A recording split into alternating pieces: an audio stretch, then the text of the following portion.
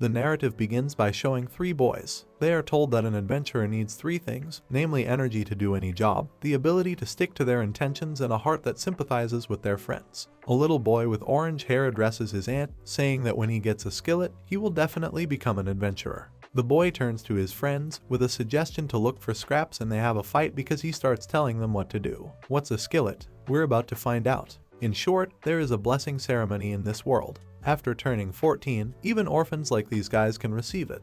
A grown-up guy saying something about this characteristic of humans. It was the only chance the 4 of them had to escape a horrible life. We are shown the kingdom of Centakillion, which was 5 years ago. Someone says that this year's ceremony is very rich in gifts. The first boy is given his skillet. That child was Creedrod. The boy was destined for a skillet of the highest grade, suitable for the magic of the great sage. The girl, Zeta, was given the dual skill of holy water and healing water. The third child, Liber, was given the brave skill. When used skillfully, it's also unique. It is a great favor, the power given to them, the wretched humans, to fight terrible monsters and demons, a certain grandfather said. Creedrod says he is sure to become the best magician in the world. The girl motivates him. The grandfather tells the girl to go back to the church, for her powers are inherent to the holy maiden. She will do just that. Liber reports that he grew up in the slums, but now he is brave. He is ready to accept his fate. To use the favors bestowed by God is the duty of those who have received them, the old man informs the children. The children rejoice and notice the 4th man in their company. That person was Ryuya, who had no skill. Because of this, the kids don't pay attention to him. The kid is sad. He doesn't understand why he's the only one who doesn't have a skill. Someone comforts Ryu because there are many who didn't get the skill. This year at the ceremony along with him, there were 4 people present, but there was an exceptional situation. It's simply unheard of for 3 people to become top-ranked skill holders at once like this. But Ryuya doesn't understand why he's the only one who's been given these abilities. He thinks it's God's will. Grandpa says not to fall into despondency. He should go back to his old life, because that's how ordinary people live, and if he understood him, then let him do what he said. Suddenly the boy was called out by someone. One of his friends calms him down, saying that they care about him. They are only children, and they only managed to live to this day because they helped each other. Ryuya believed them, but they said that things were different now. The children began to mock him, saying that the boys would quickly become great, and the boy should go on a scavenger hunt alone. As they walked away from him, they never stopped joking about it. The child fell into even greater despair. The boy began to be driven from the place. The apostle gives him one last piece of advice. Many mediocrities often have this story, and doesn't he think it's worth it to level up if you don't have the skill? Ryuya thinks it's just a fantasy, but his grandfather says that fighting monsters, killing and gaining experience from them without a skill is a completely stupid idea. After saying that it's not a sin to be unusual, he kicks the boy to the side. However, it's reckless to go to the forest to level up and end up being devoured by demons. Only fools do that. But it's his will. People won't care if he dies. After all, the world won't lose anything from it. Ryuya lost. Any pathetic orphan will have his life changed if he manages to get the skill here at the blessing ceremony. Ryuya thinks he lost a bet that was only made once in his life. Liber, Zeta, and Creedrod apparently got a big cush. The protagonist is happy for his so-called friends, but he can't say it to himself. He can't be happy after today. The boy does not hold back his tears. He is very hurt. It's all terrible for him. Too many bad thoughts are in the boy's mind. He doesn't understand why fate has dealt him this way. At one point he comes out of his tantrum and begins to reason out his future with a cool head. The guy is tormented by the question, how should he live his life now? If he leads the same life as before, alone, he will someday die under the fence. He wonders what he needs to do to prevent that from happening. He will have to make the bet again. In other words, level. He'll raise the level. No matter how many hundreds of thousands of people with no skilling had challenged and failed, the probability of that happening in his current position was extremely low. That said, his level after growing up in the city is the first level, but that probably doesn't matter either. From this point on, in order to survive and look a little triumphant, the boy realizes that there is no other way. Family, fortune, friends. He who has nothing to lose, no matter what, can become strong. A few days passed. He killed his first monster. Ryuya thinks it's completely unrealistic and he will die. Even the weakest hair that seemed weak to him was able to beat him. The child is bleeding again and he's scared. Anyway, he ran around every single day and only got more injuries. There were no serious injuries, but the boy was scratched and bitten, and if it continued like this it would be very bad. Was it pointless after all? That's what the kid's asking himself. People without skill try to level up, and it all ends sadly, namely they get mauled to death. Leading a normal life is in his best interest. A dream appears in a man who doesn't realize his situation, And when he faces reality, this is what he sees. At the end of the journey, a level 1 with no skill and no fellow fighters will die. If you go back now, it's realistic to survive. But since he was going to die anyway, no matter which way he went, the boy moved forward with confidence. And then, deep in the forest, he met a blue dragon. He was unaware of the terror that came from this creature. There are rumors and legends that it killed the best adventurers and destroyed countless towns and villages in the blink of an eye. Ryuya doesn't know what to do now. He has accepted the fact that he will soon be a dead man. The boy heard a voice from somewhere. A dragon was standing right in front of him. The boy assumes he is hearing the voice of this mythical creature. The dragon spoke of daring to come down to earth by the will of heaven and not thinking that he would face such a strange doom. The dragon says that boy is wrong and he is not just a dragon but a dragon serpent. After telling the human boy that his doom has managed to change his fate, influence the will of the heavens and bring the two of them together, he asks what he wishes for in the future. The boy doesn't know what he's talking about. The dragon says that whatever the boy wishes, in order to grasp this wish, he must do everything with his own hands, namely, until he wishes something from the bottom of his heart and stretches out his hands to it, neither the heavens, nor people, nor the gods will give him anything.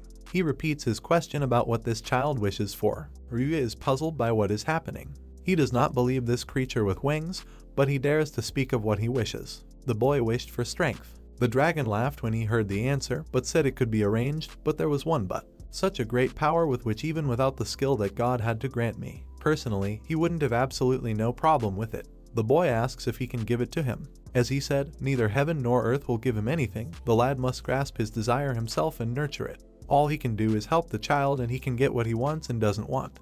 The boy asks if this is true. Isn't it also the will of heaven? But how can it be? The dragon says he will tell it briefly. The blue serpent dragon Khan Umonasi will become the boy's diabolical trainer and train him through brutal beatings. The boy will be exhausted, but that doesn't scare him. 5 years of training have passed. Ryuya has matured. They ran out of time between training. The boy approaches the teacher, offering to repeat, but he replies to him that he has had enough and should check his status. We are shown Ryuya's characterization. He has the highest data, but the guy keeps thinking that he's a no talent with no skills and he should practice some more. The dragon has something to say to him. Normal people don't have a level higher than 99. Ryuya doesn't believe him. He asks him, is it all because he trained with him? But the dragon can only say one thing. The dragon serpent has a level limit of 10 million, and since he became stronger when paired with him, it's the best time to stop in that area. The guy hadn't fully realized it yet. He wanted to become strong enough to be able to interrupt the lack of skill. Perhaps he could get closer to his ideal. His teacher taunts him that he's about to cry from the memories, but the guy says he's just remembering his hellish days. He says thank you to the dragon serpent, for it's all thanks to him. The guy bows to the dragon and he gives him a parting gift. The power that the lad had received, he himself had nurtured and grasped, for he had said that they gave nothing. But as for the gift, let that remain between them. Teacher and student say goodbye on a good note. His rock had reached the next level and now he had better go and act as the lad wished, the dragon said.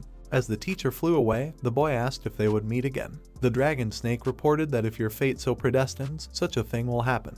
The sky became empty and calm. Ryuya thinks that these 5 years were like a dream, and he in every way almost actually died. Someone comes up behind him and he notices a crowd of monsters. They were goblins, and angry at their tactlessness, he swung round to hit them, for they were preventing him from indulging in his memories. His blow left the goblin lifeless. Once again he failed to hold back. When the goblins split into small pieces and there are no corpses left, they don't run away. Somewhere around level 10,000 everything gets shredded. After killing the goblins, he ponders, what should he do now? Not only has he become physically stronger over his training, this seems to be a story also about the work of cleansing his soul of a little resentment and hostility. Before the training, the guy thought that once he got the power and ascended, he would laugh at his friends who betrayed him. But those feelings were washed away somewhere. He had risked his life so much that it was no good, but now things couldn't go on like this. Ryuya remembered himself as the little boy he had been 5 years ago. Maybe he should put his plan into action again. Even without a skill, he could still make ends meet with the help of passable quests.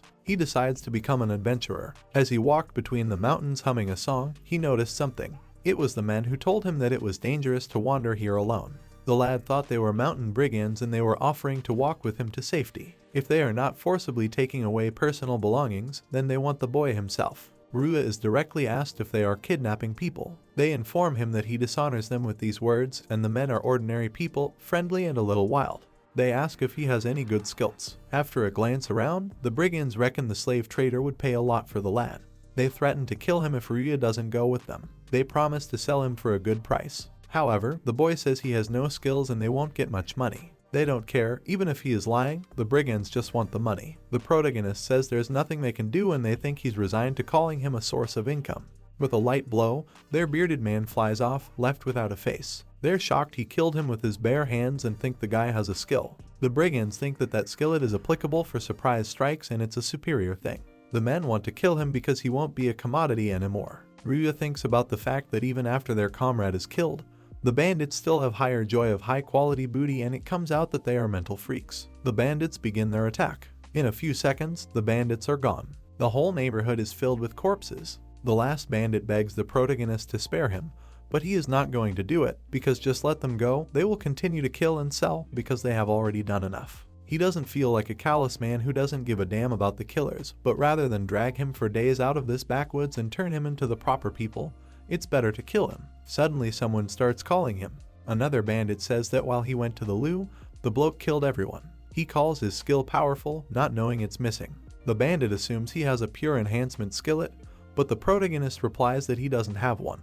The man is delighted by the encounter. Bandit was the bearer of a 10% gain to strength, and he wishes to compete.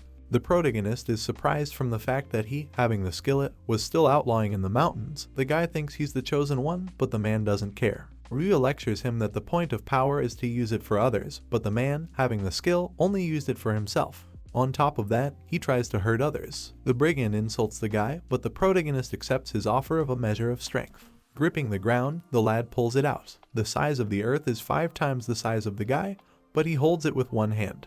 The robber is shocked, and the guy launches his attack. He buries him alive without burying him in the ground. The boy notices someone. He saw a mustachioed little man, and he ran towards him. The boy asks if this man is the slave trader who taught those brigands, and were they his bodyguards. The man denies it, saying he just met them on the road while transporting goods. As of today, his shop is closing. The man says that he's really strong, and since it's like this, maybe under his command he can find a use for our protagonist's skills. As a reward, he'll pay him 3 times what he owes those bums. As he assesses Rui's strength, he offers to be the boy's accomplice. The laborer went on to tell him what a fine business he has, and that he was once even ranked 16th in desirable occupations. If not interested in money, he offered to pay wages with people. The protagonist kills him, leaving him nothing but a wet spot. Of course, this is for the world and for the people. The guy starts knocking on the carriage and saying if there's anyone here, they'd better run away. The boy notices a little girl. Was she a victim of kidnapping too? The Kingdom of Centakillion, Shimanura Fashion Center. We are shown a girl whose level is about to go up too. The girl is asked about her wishes. The seemingly kind people pretend to want to help her with her clothing choices today, and she has a nice outfit, just like pajamas. But they were pajamas. The girl is in a panic. She doesn't know what to do because she was allowed to choose whatever she wanted. It is the first time she is in such a fancy store. She asks the protagonist to help her. Ryuya was sitting on the bench unhappily. He didn't have any enthusiasm, rather he was annoyed. This was to be expected from the towns. Back to the present, the girl said that she would do anything for him to take her with him. He clarifies if she will definitely do anything he says. The guy suggests going back to her native place for example. The girl is surprised. The kid confesses to her that there was a blessing ceremony the other day, and there she was able to get a skillet, but it was somehow amazing. From that day on, some strange atmosphere began to hang in the village, and one night she was suddenly attacked while she was sleeping. Ryuya realizes that she has been kidnapped by slave traders. They said there would be plenty of buyers for a young girl with such a skill. For them, a rare skill is priceless. The protagonist wondered how the slave traders knew about the existence of this girl. It turned out that there were whispers about her in the village, and it was logical that the rumors reached the brigands as well. The child didn't want to go home or back to the village. The boy took her in his arms and said they would go together. But now he had plans to become an adventurer. Anyway, by this course of circumstances they came here, but is it really a good thing? He began to be offered all sorts of goods that would be useful for any long journey. The dragon snake teacher's gift turned out to be golden coarse sand. He wondered about its use. He was thanked by the girl, but he does not understand why she gives herself so fiercely. They were now in the Centakillion capital. The child asked him what that large building was on the floating island, and he replied that it was a castle. The girl assumes that the king lives there. After 5 years, our protagonist returned home. The Adventurers Guild hasn't changed its favor. Skills mean everything in it, so there are not a few rude people. The girl was scared, but they dared to go inside. After opening the door, Ryuya asked permission to enter. The woman asked if they wanted to check in, but the little girl was frightened by the sight of her. She was frightened, saying that she knew so-and-so knew that the Adventurers Guild was a scary place. It was the master of the Adventurers Guild. Her name was Londite. She says that the girl is unfit because she is afraid, but the young man beside her had strong nerves. Ryuya says that 5 years ago he was completely numb in front of you. The girl began to remember him.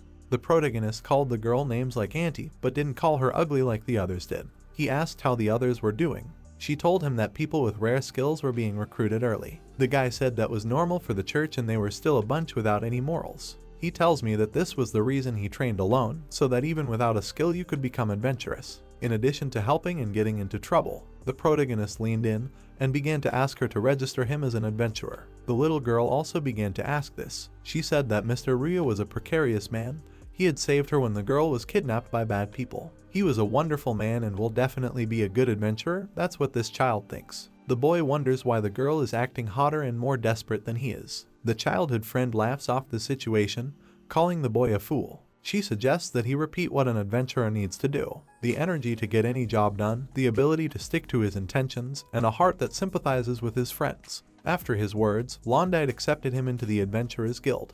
He was surprised that there was no skillet item among the items, the girl joking that she kept him company in training an infinite number of times. She continued to praise him, and said that Mrs. Londite was good, albeit formidable in appearance. The girl laughed after hearing this. What happened to the child was entirely a court case, but she had been through a lot. The girl agreed with this. Regarding the incident when the protagonist met her, the slave trader and his henchmen who attacked him, he killed on the spot, said the guy. Londite praised him, for outside the city with killing with bare hands is essentially non-existent. At that slave trader's place, among the items was something that might come in handy. The protagonist gave it to the girl. Londite was shocked at what she saw. They were account books of the slave trade, duplicate contracts, and even notes of customers' habits. The girl thought him admirable, even though he had killed many. Then Londite hands the lad a small item, saying he knows how to handle it. It was a guild card, showing the information needed to register. He had to smear his blood on a special piece of paper. The screen showed Ryuya's characterization. He was confused since he only had level 17. Saying that the guy would be right back, he left the room. The boy checked his stats and calmed down. They are also now showing on your screen, but he wonders why the level is so low. He learns from Londite that indeed in some book it was said that a person could have a maximum level of 99, but she has never met such a person in her life. Even an adventurer could get in a rank when they reached level 50, but for someone to get past level 60, it's already a legend. In other words, the map is not designed to show levels above 99, so it shows the last 2 digits available for display. The main character had level 8,347,917. Registration complete. Londite is interrupted. It was that little girl. She asks to take her too. She really wants to work here. Since she has gone through the ceremony, she is already a fine and mature person, and there is no reason to refuse even out of guild principles. But she wants her to go through the registration with the skill. The child is wary. Londite asks her if, as a capable adventurer, she is willing to call upon her skill that has brought her so much grief. Ryuya asks if it is okay not to show it, but the girl replies that it is mandatory. She realizes that this is very hard for the girl, but at that moment the child screams that she is willing to do it. Since she will be an adventurer along with Ryu-san, she doesn't have a shadow of a doubt. Londite appreciated her answer and handed her a map, showing her where the knife lay. The girl cut herself trying to open the envelope. The screen shows a characterization of the girl. We learn that her name is Noemu. Ryuya didn't understand what the Alchemy King's skillet meant. Londite panicked and started looking for a list of skills. It turned out to be the highest level of alchemy, the SSS qualification. But Noemu didn't understand it. It was a top-grade crafting skillet that included a blender, a blacksmith, and a mechanic. With only one alchemist, the price of a city would skyrocket. Londite was happy about this news. The girl thought the skillet was extraordinary, but they already knew that from her reaction. It turns out that everyone in Noemu's homeland went into a frenzy. She thinks she's a golden egg, because if such a skillet appears, everyone will lose their heads. Ryuya realizes that's exactly what happened to her. The girl screams that she only wants to be with Ryuya-san and trusts only him. He too has learned the feeling of distrusting others. The human relationship built so far has collapsed because of the skill he received. If a guy can help her, he will definitely do it. At that moment, someone turned to Noemu. It was a man named Mashao, a wielder of the Ghost Hand's skill. He offered the girl to be friends with her so they would be rank B friends. The man called her a cutie and said that it would be possible to create phantoms day and night. Supposedly you couldn't wish for a better one.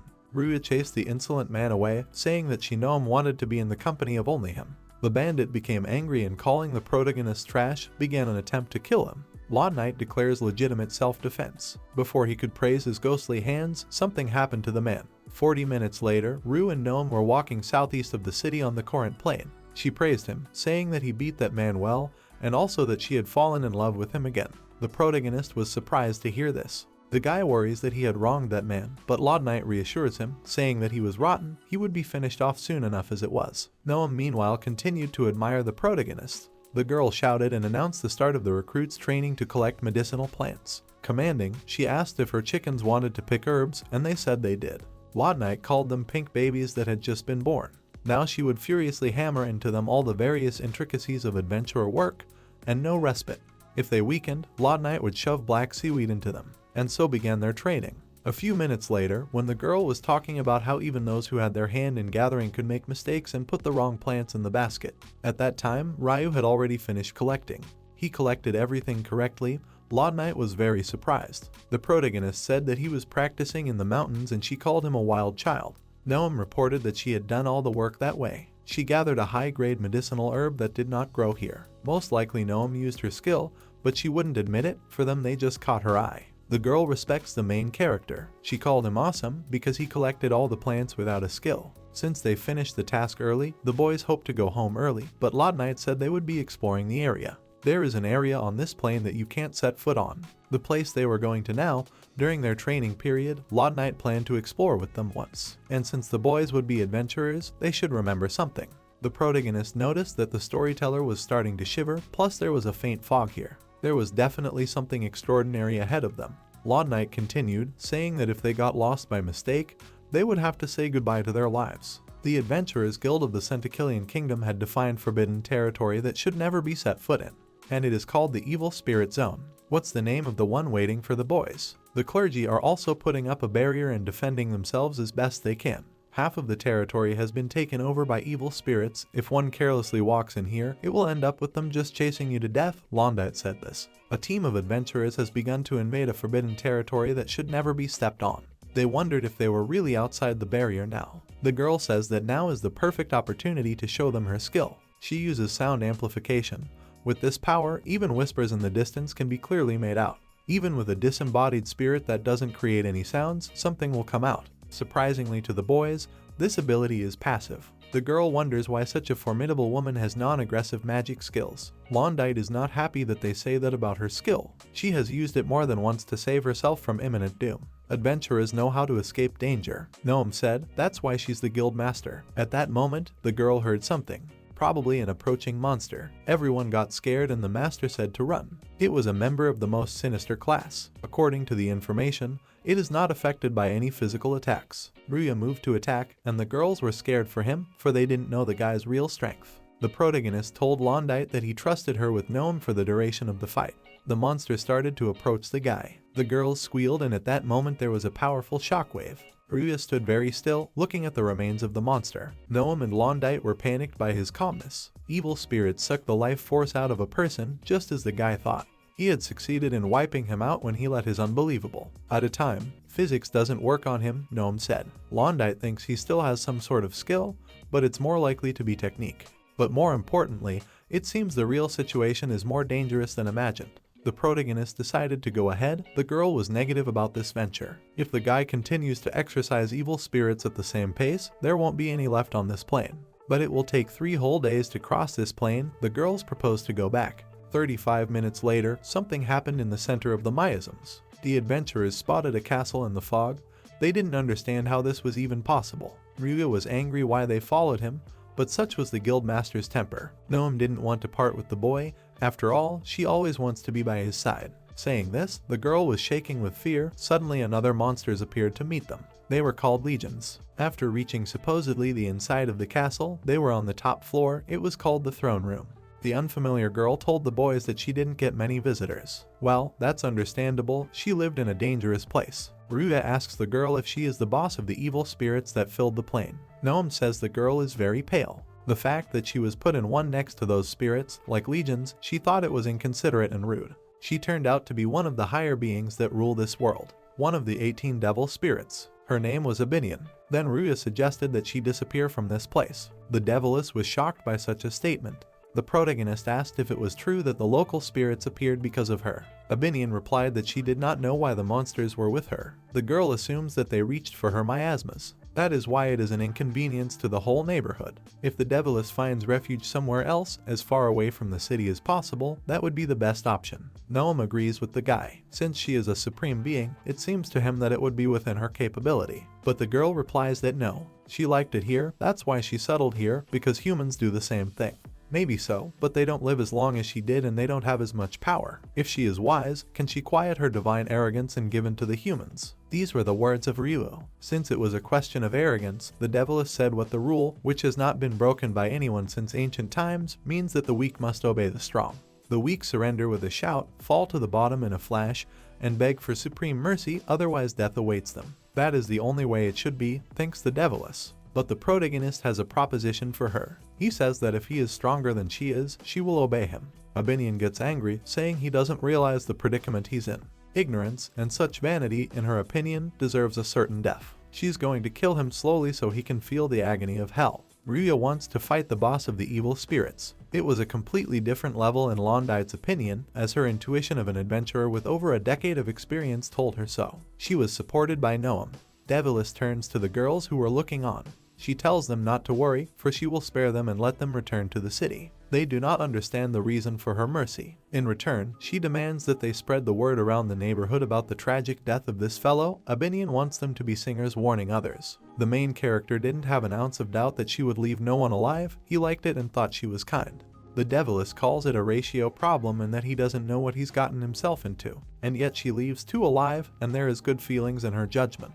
The Deviless even takes a bit of a liking to the guy. He's looking at her sweetly at the moment. Abinion became embarrassed when she heard what he said, but immediately anger came over her, for she thinks the boy is flattering her. So he said he would not take her life until her complete surrender. No one had ever said such a thing to her before. Before the boy died, she decided to give her a lecture on the structure of the world. It was important to her that the girls also listen to her story. Abinion began her story by saying that there are 3 kinds of higher beings on Earth. In truth, she belonged to the top species. The girl was a devil spirit. There were only 18 of them in the world. Scratching her head, the protagonist informed her that she had told them that when she introduced herself. Abinion said that a person could have a maximum of level 99. On that basis, she asked how they were doing with this case. To make them even more desperate, she dares them to peel off the leaves one by one. The screen shows the maximum levels of the creatures. She was at level 59,845. The girls panicked at what they heard because it was over 10,000. They think there's no way a human could compete with such a thing.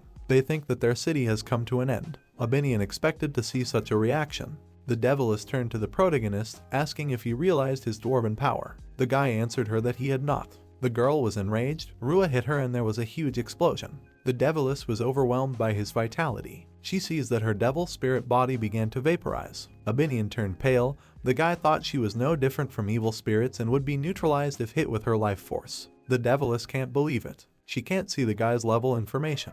The protagonist confesses to her, saying that he has 8,347,917 level. She was completely shocked. The girls interjected about what he had just said. Abinion began to furiously surrender to him. Kneeling down, she says what she was stupid and didn't know what she had gotten herself into. The Deviless begs for the guy to spare at least her life. He was surprised that she believed him. She called him Her Majesty, saying that his power penetrated her to the bone. The girl begrudgingly apologizes to him for disturbing her, but she wonders if our protagonist is familiar with something like a huge snake or some natural phenomenon. He said he was familiar with a dragon serpent. The devil woman starts telling him that they are carelessly breaking the rules of the universe and walking away. The guy doesn't understand what that means. She recently said that there are 3 kinds of higher beings on Earth, but beyond that, beyond this world, beings called the 8 dragon snakes, the 4 dimensions and the 2 poles, dwell in unreachable space. Once every few hundred years, they come unexpectedly and have such an impact that the world is turned upside down. The protagonist thinks he understands what she means. In other words, the guy has been chosen by the dragon serpent. Abinion humbly apologizes for her rudeness and she'll do anything. Then he orders her to die. She starts to beat herself, but the guy says he was just kidding. Just like that, peace came to the plane, and on the way back, a wave of questions hit the boy. For example, about his level, Noemu asked that it was not really level 17 and the Sword Master said that the map just did not show the real value of his level because it was too high. Londite, saying that she had seen things and in her mind she was thinking about something, but she would have to believe it and accept it. Noemu said that she always thought our protagonist was a striking man. He doesn't think he is, because for strong personalities like them, skill doesn't matter, unlike the guy, because he gets screwed over. He was also bothered a lot by the despair and inferiority complex of a person who doesn't have a skill, and he'd been tormented for 5 years by going to the bathroom in the wilderness. Even now, the guy thinks he's a mediocrity, because in his opinion, he's only gotten stronger and his abilities are probably limited. So now the protagonist will often rely on those who have gotten a fine like Noemu had. He asks her if she will help him at a time like this. The happy girl says she would gladly help him. Someone behind them says the guy has exceptional personality. It was Albinian. The boy wondered what she was doing here, for he had given her orders to leave the area. She said that she had even put the lock away already. Turning around, the adventurer master said that he had indeed disappeared as well. The Deviless said that the castle was actually ghostly, for it was made of her. Lastly, the fellow advised her not to give her any more trouble. Looking off into the distance, Albinian wanted to say something, namely that she intended to be with Her Majesty everywhere. The girls' faces were full of shock and bewilderment. Londite said that evil spirits would come to them because of it, but Albinian said that if they closed the faucet, everything would be solved. What faucet she was referring to no one understood, but she said to look further. Due to her miasma customization, she can be in free flight, ranging from white to transparent. Well, everyone together began to return home in triumph. The boys think the source of their problems is talking too much. At this point there was an unexpected twist. This was confirmed by our protagonists. Albinian remembered, since there was an oath between master and servant, the Deviless has something to give. The guy didn't understand what she meant. Albinian kissed Ryuya. Londite disliked it very much. The protagonist decided to use his tongue in the kiss. The girl liked it. But how does he manage to touch the ghost? After finishing their passions, Albinian said that they were now spiritually connected and could share a part of each other's sensations. You should look at the girls. She passed on the ability to see the characteristics of other people. A guy won't be able to see the characteristics of someone who is stronger than him, but those don't exist at the moment. Now that's a really good gift. We are shown what our protagonist sees when he looks at the girls. Ryuya is shocked because he really does see all the parameters. It was her humble help. Such a thing can't be accomplished with his fists alone. After all, he only told those girls. Without any doubt or regret, she shared this gift. Puzzled, she asked him about the fact that he might not be able to accept it from one who brings trouble. The boy looked at the girl. In his mind he was thinking that could a devil spirit have such a pretty face. At the same time, she tells him that it's been a long time since a man called her beautiful. That's how, from the first day of adventurers' registration, they have worked heroically. They returned to the city in triumph. They were met by a full of ugly man with a man who had been beaten by the protagonist. The master adventurer recognized him as Degrizu. That was his name. Dogwoodza was surprised that the guy was realistically without a skillet or weapon. Ryuya familiarized himself with his characteristics. They are displayed on the screen. The guy was surprised by his skill, specifically the degree of liking and disliking 10. This information is not displayed on the map. He asked him who this guy even was. Dogwoodza began to tell him that he had been affectionate with his younger brother Bari, and he would answer for it.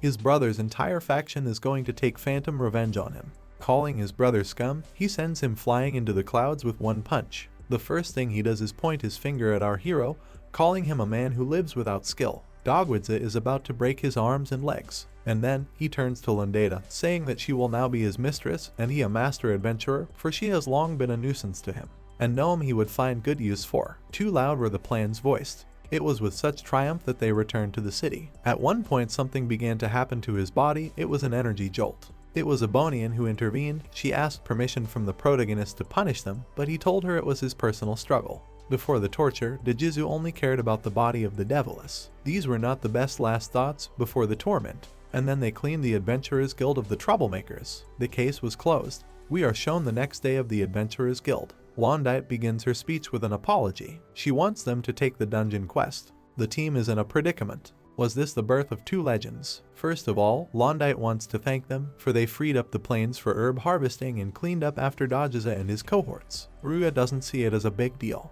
The girl raised the guy to the second rank called D. Noemu has stayed at rank 1 for now, but with her skill, she will easily rise to rank C or B. The girl realizes that it's okay because the main character has contributed more than her. Albinian thinks she is very nice and humble. The guildmaster says that they are overstepping their bounds, for they are rapidly rising in rank, and she is helping them to do so. The guys don't understand what the problem is, but the Deviless said that there's even a bigger problem than a small problem. She started saying something about their powers. Blondite says the powers that be won't leave them alone.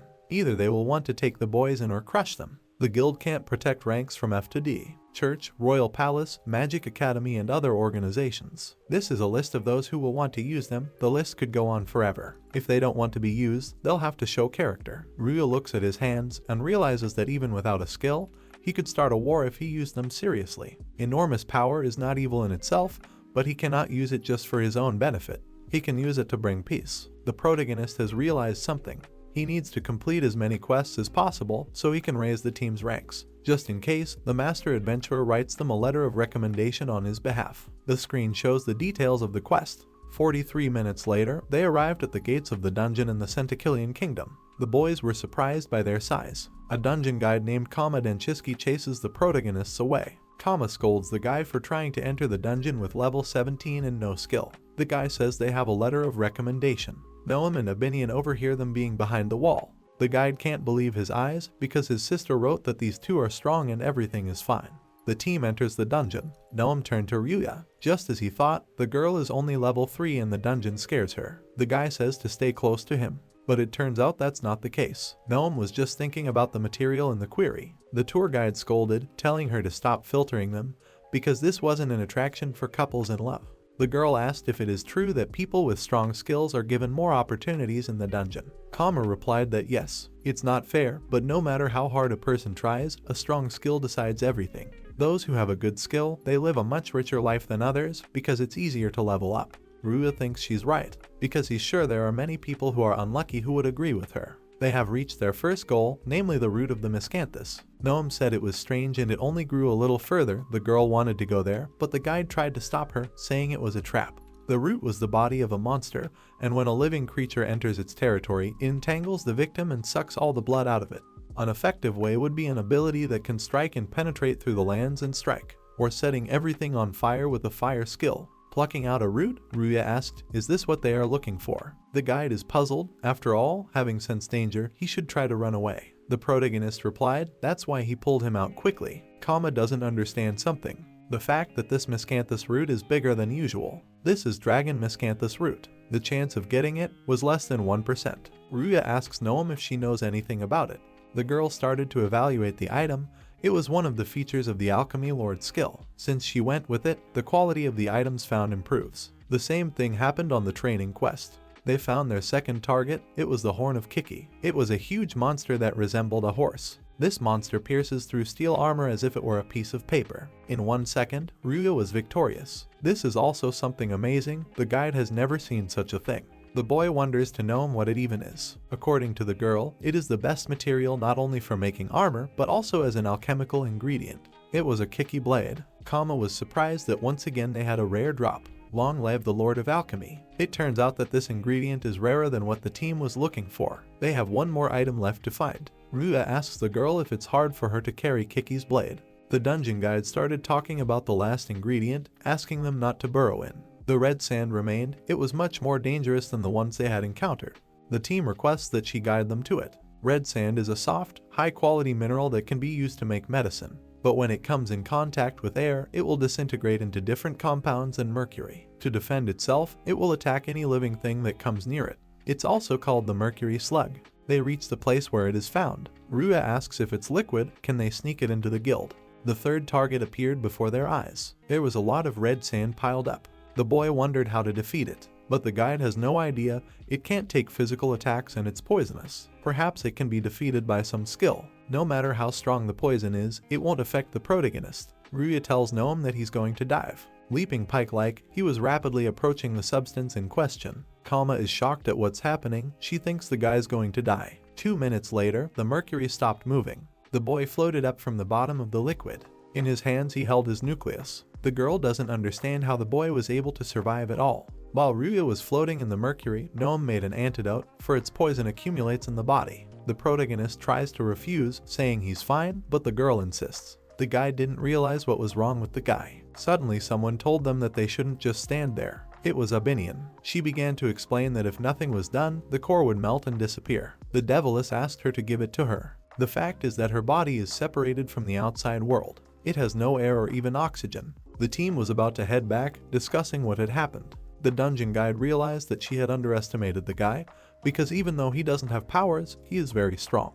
She is sure that he will be very happy to get 3 rare materials, but maybe she found one good person after all. A week later, the guildmaster was furious at the speed of the task. She wondered what could be done about them. She decided to introduce them to the head of the craftsmen's guild, a man called Senjui. Ryuya doesn't understand what the artisans guild is. He asks Londite about it. The man was surprised because they had completed the very tricky quest. Senjui knows that even for adventurers of great rank, it takes a few years to collect everything.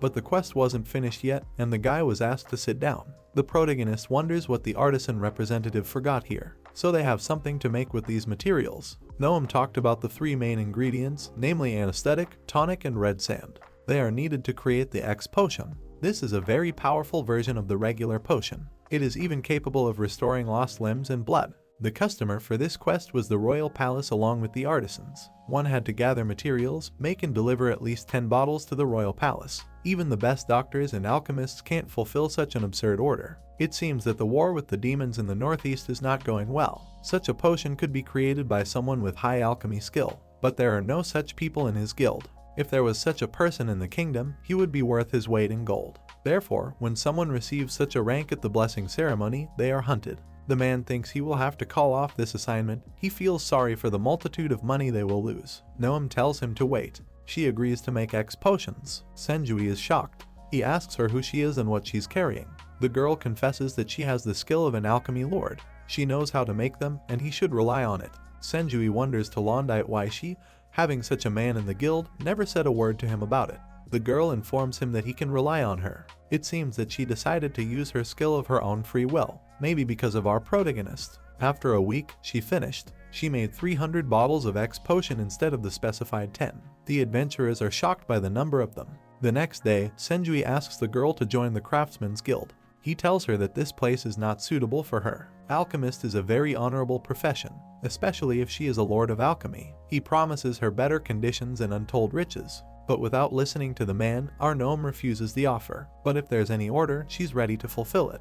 Ryuya notices that the girl seems to have grown in confidence, and if the quest helped her grow up, then it wasn't useless. Senjui is not going to give up. And by the way, he has one more request. It was no secret that the number of potions was much higher than what the royal palace had ordered. For a job well done, she definitely deserves praise. It turns out that the king himself is waiting for them at the royal palace. They arrive to see the king. His name was Leonard Friedrich Centakilian Elric Sol 13. He tells them that they have done an excellent job and their potions will surely save their country. He realizes how difficult this task was and Leonardo did not think anyone could do it. It was a great feat for such young adventurers. The king would like to reward them with a worthy honor. Noemu trembles, but says they did their best. Ryuya thinks about the fact that the king understood and issued this quest anyway. Are there really circumstances that make it necessary to issue such quests? First of all, he is going to give them the Green Spirit Order, and appoints Noemu as the royal alchemist with full pay. Of course, they won't be able to accept requests from other kingdoms, but they'll pay as much as the guys want and give whatever they want.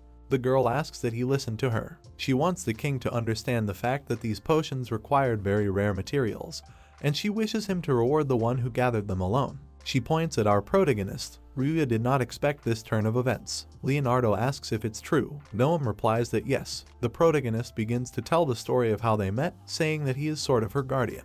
The conversation continued for some time. The king now knew the whole story of the slave traders and the girl's rescue, and believed that he had single-handedly collected all the rare materials. And the king asks the question, what skill does our protagonist have? And Ryuya calmly replies that he doesn't have any skill. The king thinks he's lying to him, but the guy denies the fact. Leonardo was furious, saying that there are people in the world who hide their skills in order to get hurt, but after all, he has a king in front of him, and he must utilize all the human resources of the kingdom. It is a sin to hide your skill from the king, the man continued to say. Ryuya said maybe he should show him the guild map. He agreed to it. The king can't believe it, for this is the first time he's met someone without a skill. At this point, their conversation is interrupted by someone. It was the king's minister. His name was Husaid Camille. The man says that surely the fellow must be lying, for he could not have achieved all this without having the skill. The minister thinks he is trying to gain the king's trust. Since he doesn't have the skill, he's useless. The king should better pay attention only to the girl with the alchemy skill. If they chase Ryuya away, Noemu is also going to leave. Hussein began to tell the girl that they were only doing this for her sake, for such a chosen young girl should not stand next to useless rubbish with no skill. Scum like him are worthless, said the minister. The girl started shouting that Ryuya-san is her savior and she doesn't want to hear anything from someone who says nasty things about him. A Binion appeared and reported that it was perfectly well said. Becoming of enormous size, the devil is ordered to start reciting tirades of praise to her lord or else they might all suffer. At first she wanted to destroy the whole kingdom, but now she will confine herself to this palace. The king and his minister were frightened by this pale woman. Gritting her teeth, Abinion asks permission to carry out her plans, but the lad forbids her. The minister orders the guards to attack the ghost.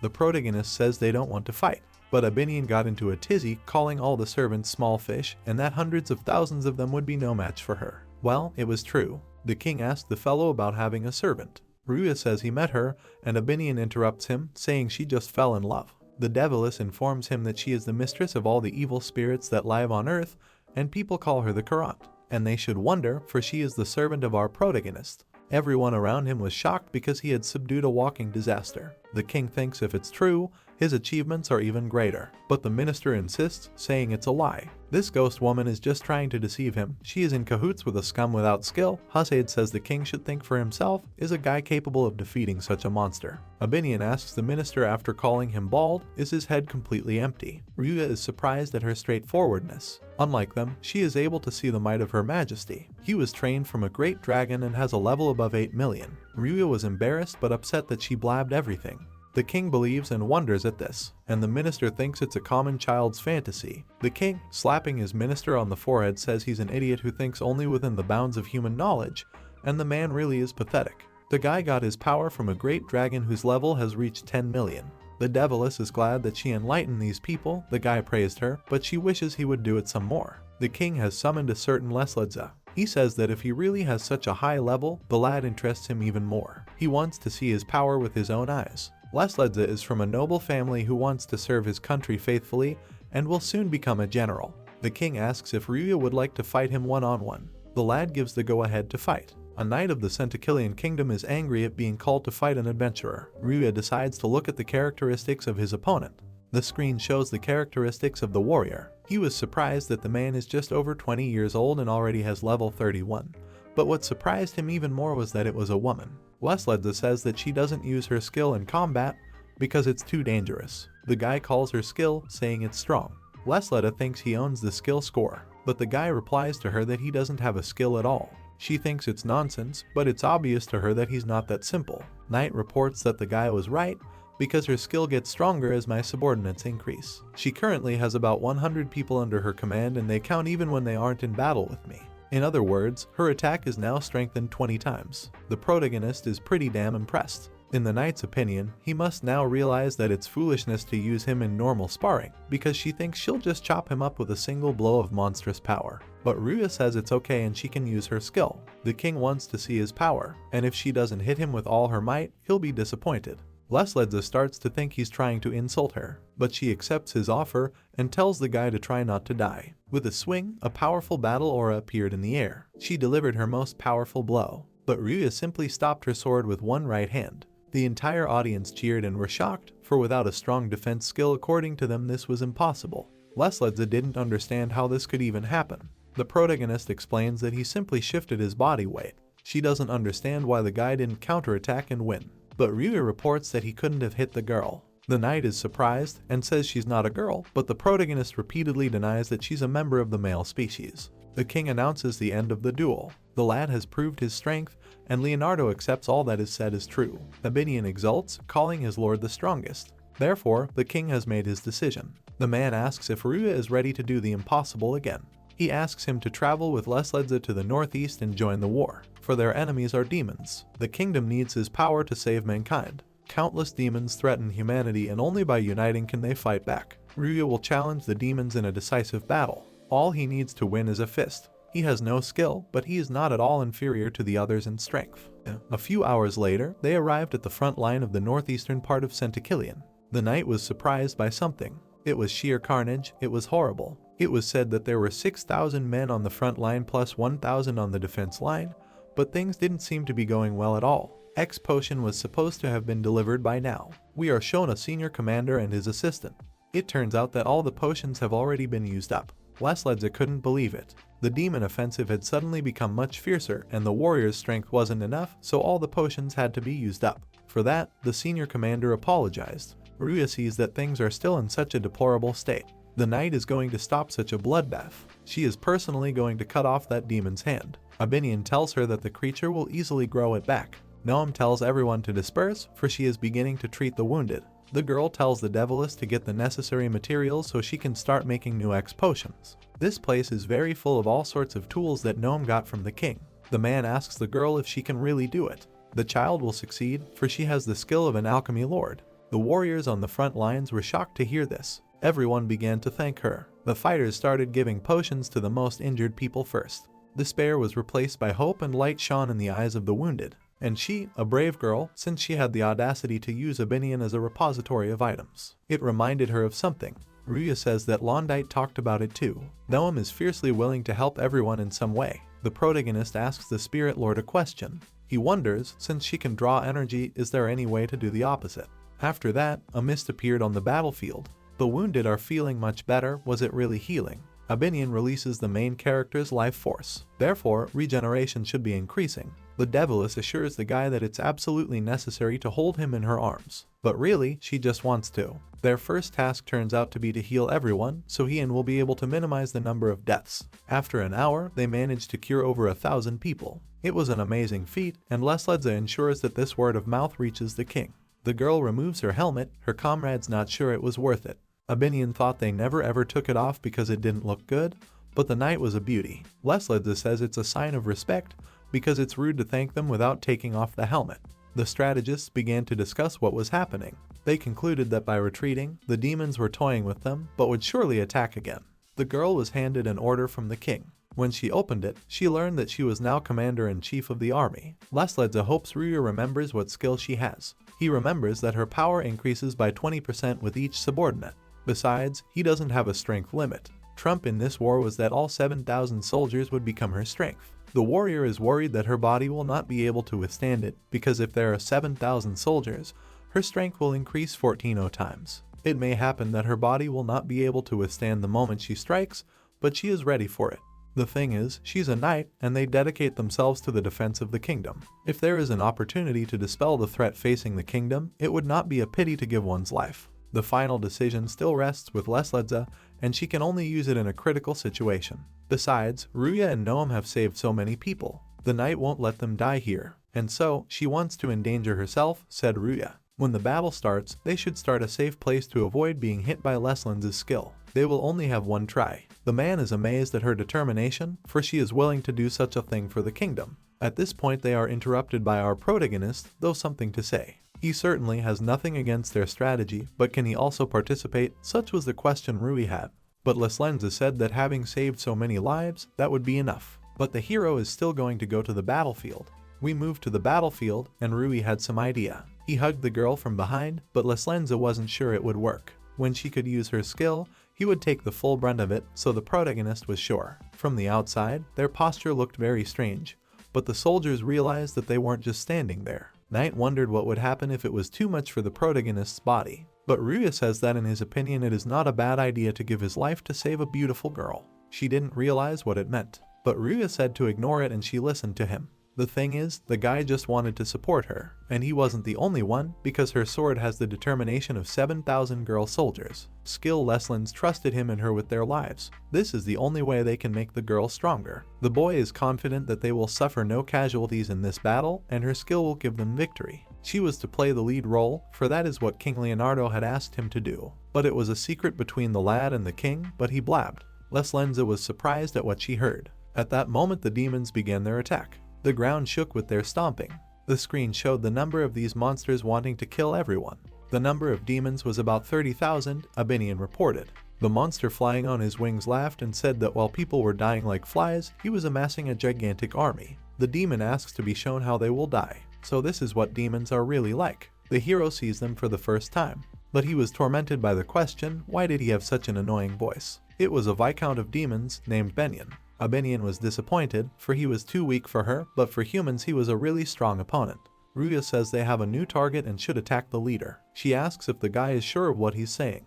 Abinion says it's a wise decision by her master. The plan is to take him out at once, and afterward the others will scatter. Lesledza says they will only have one chance, and she is worried about herself, but she will definitely make it through. After all, next to her is Ryuya with an 8 million level. The couple began their attack. A powerful wave strike struck. The demon was shocked and most likely defeated. We continue to be shown the aftermath of this attack. It was so powerful it was as if there had been an atomic explosion.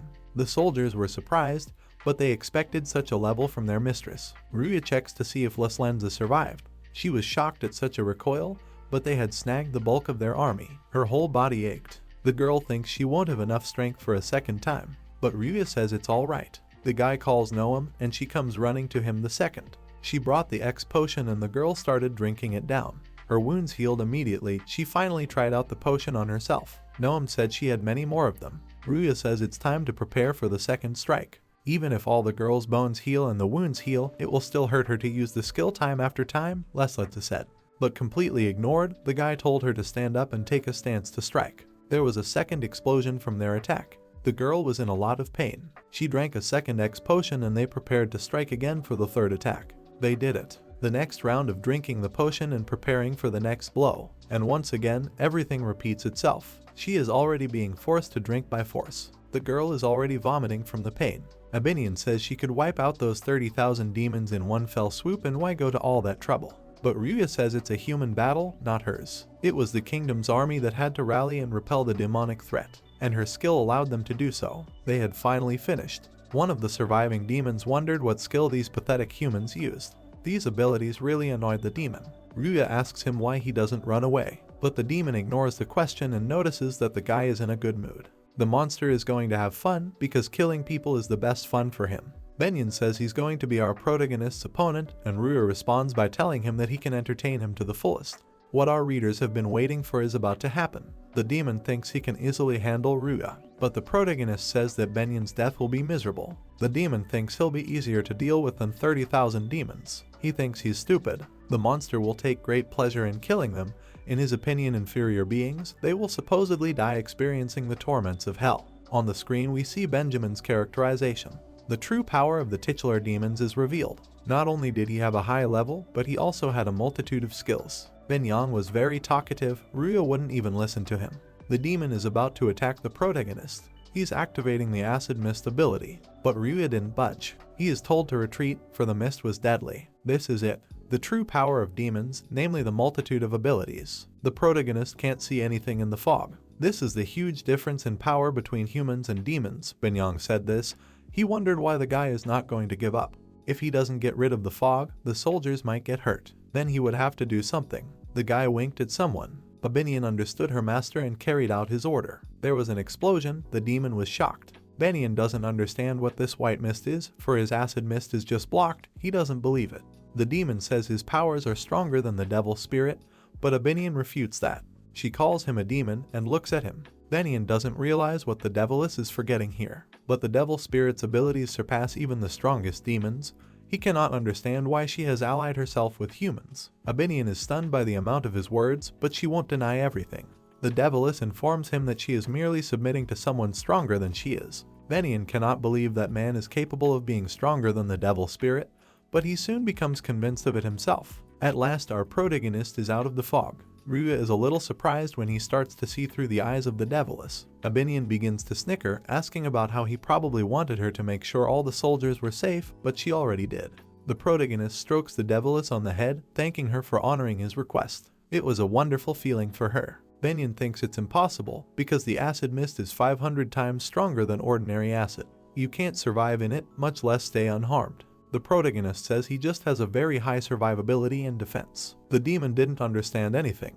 He asks the guy if he's human. Ryuya says that's right, just an ordinary human. The main character doesn't like killing, but the demon looks down on people and doesn't see anything wrong with killing them, so he'll feel bad. Less than a second later, the guy was right in front of Benyon's face. He tells him that the boy will have to kill him. After hitting him once, half of the demon's head flew off, literally. He flew very far away. His desire to kill the guy didn't go away, though his brain got smaller. He activated high regeneration, and the demon thinks Ryuya won't do anything to him. But the protagonist starts throwing a hail of blows at him. Benyon was in a lot of pain. He didn't have time to regenerate, and at this rate the boy will kill him soon.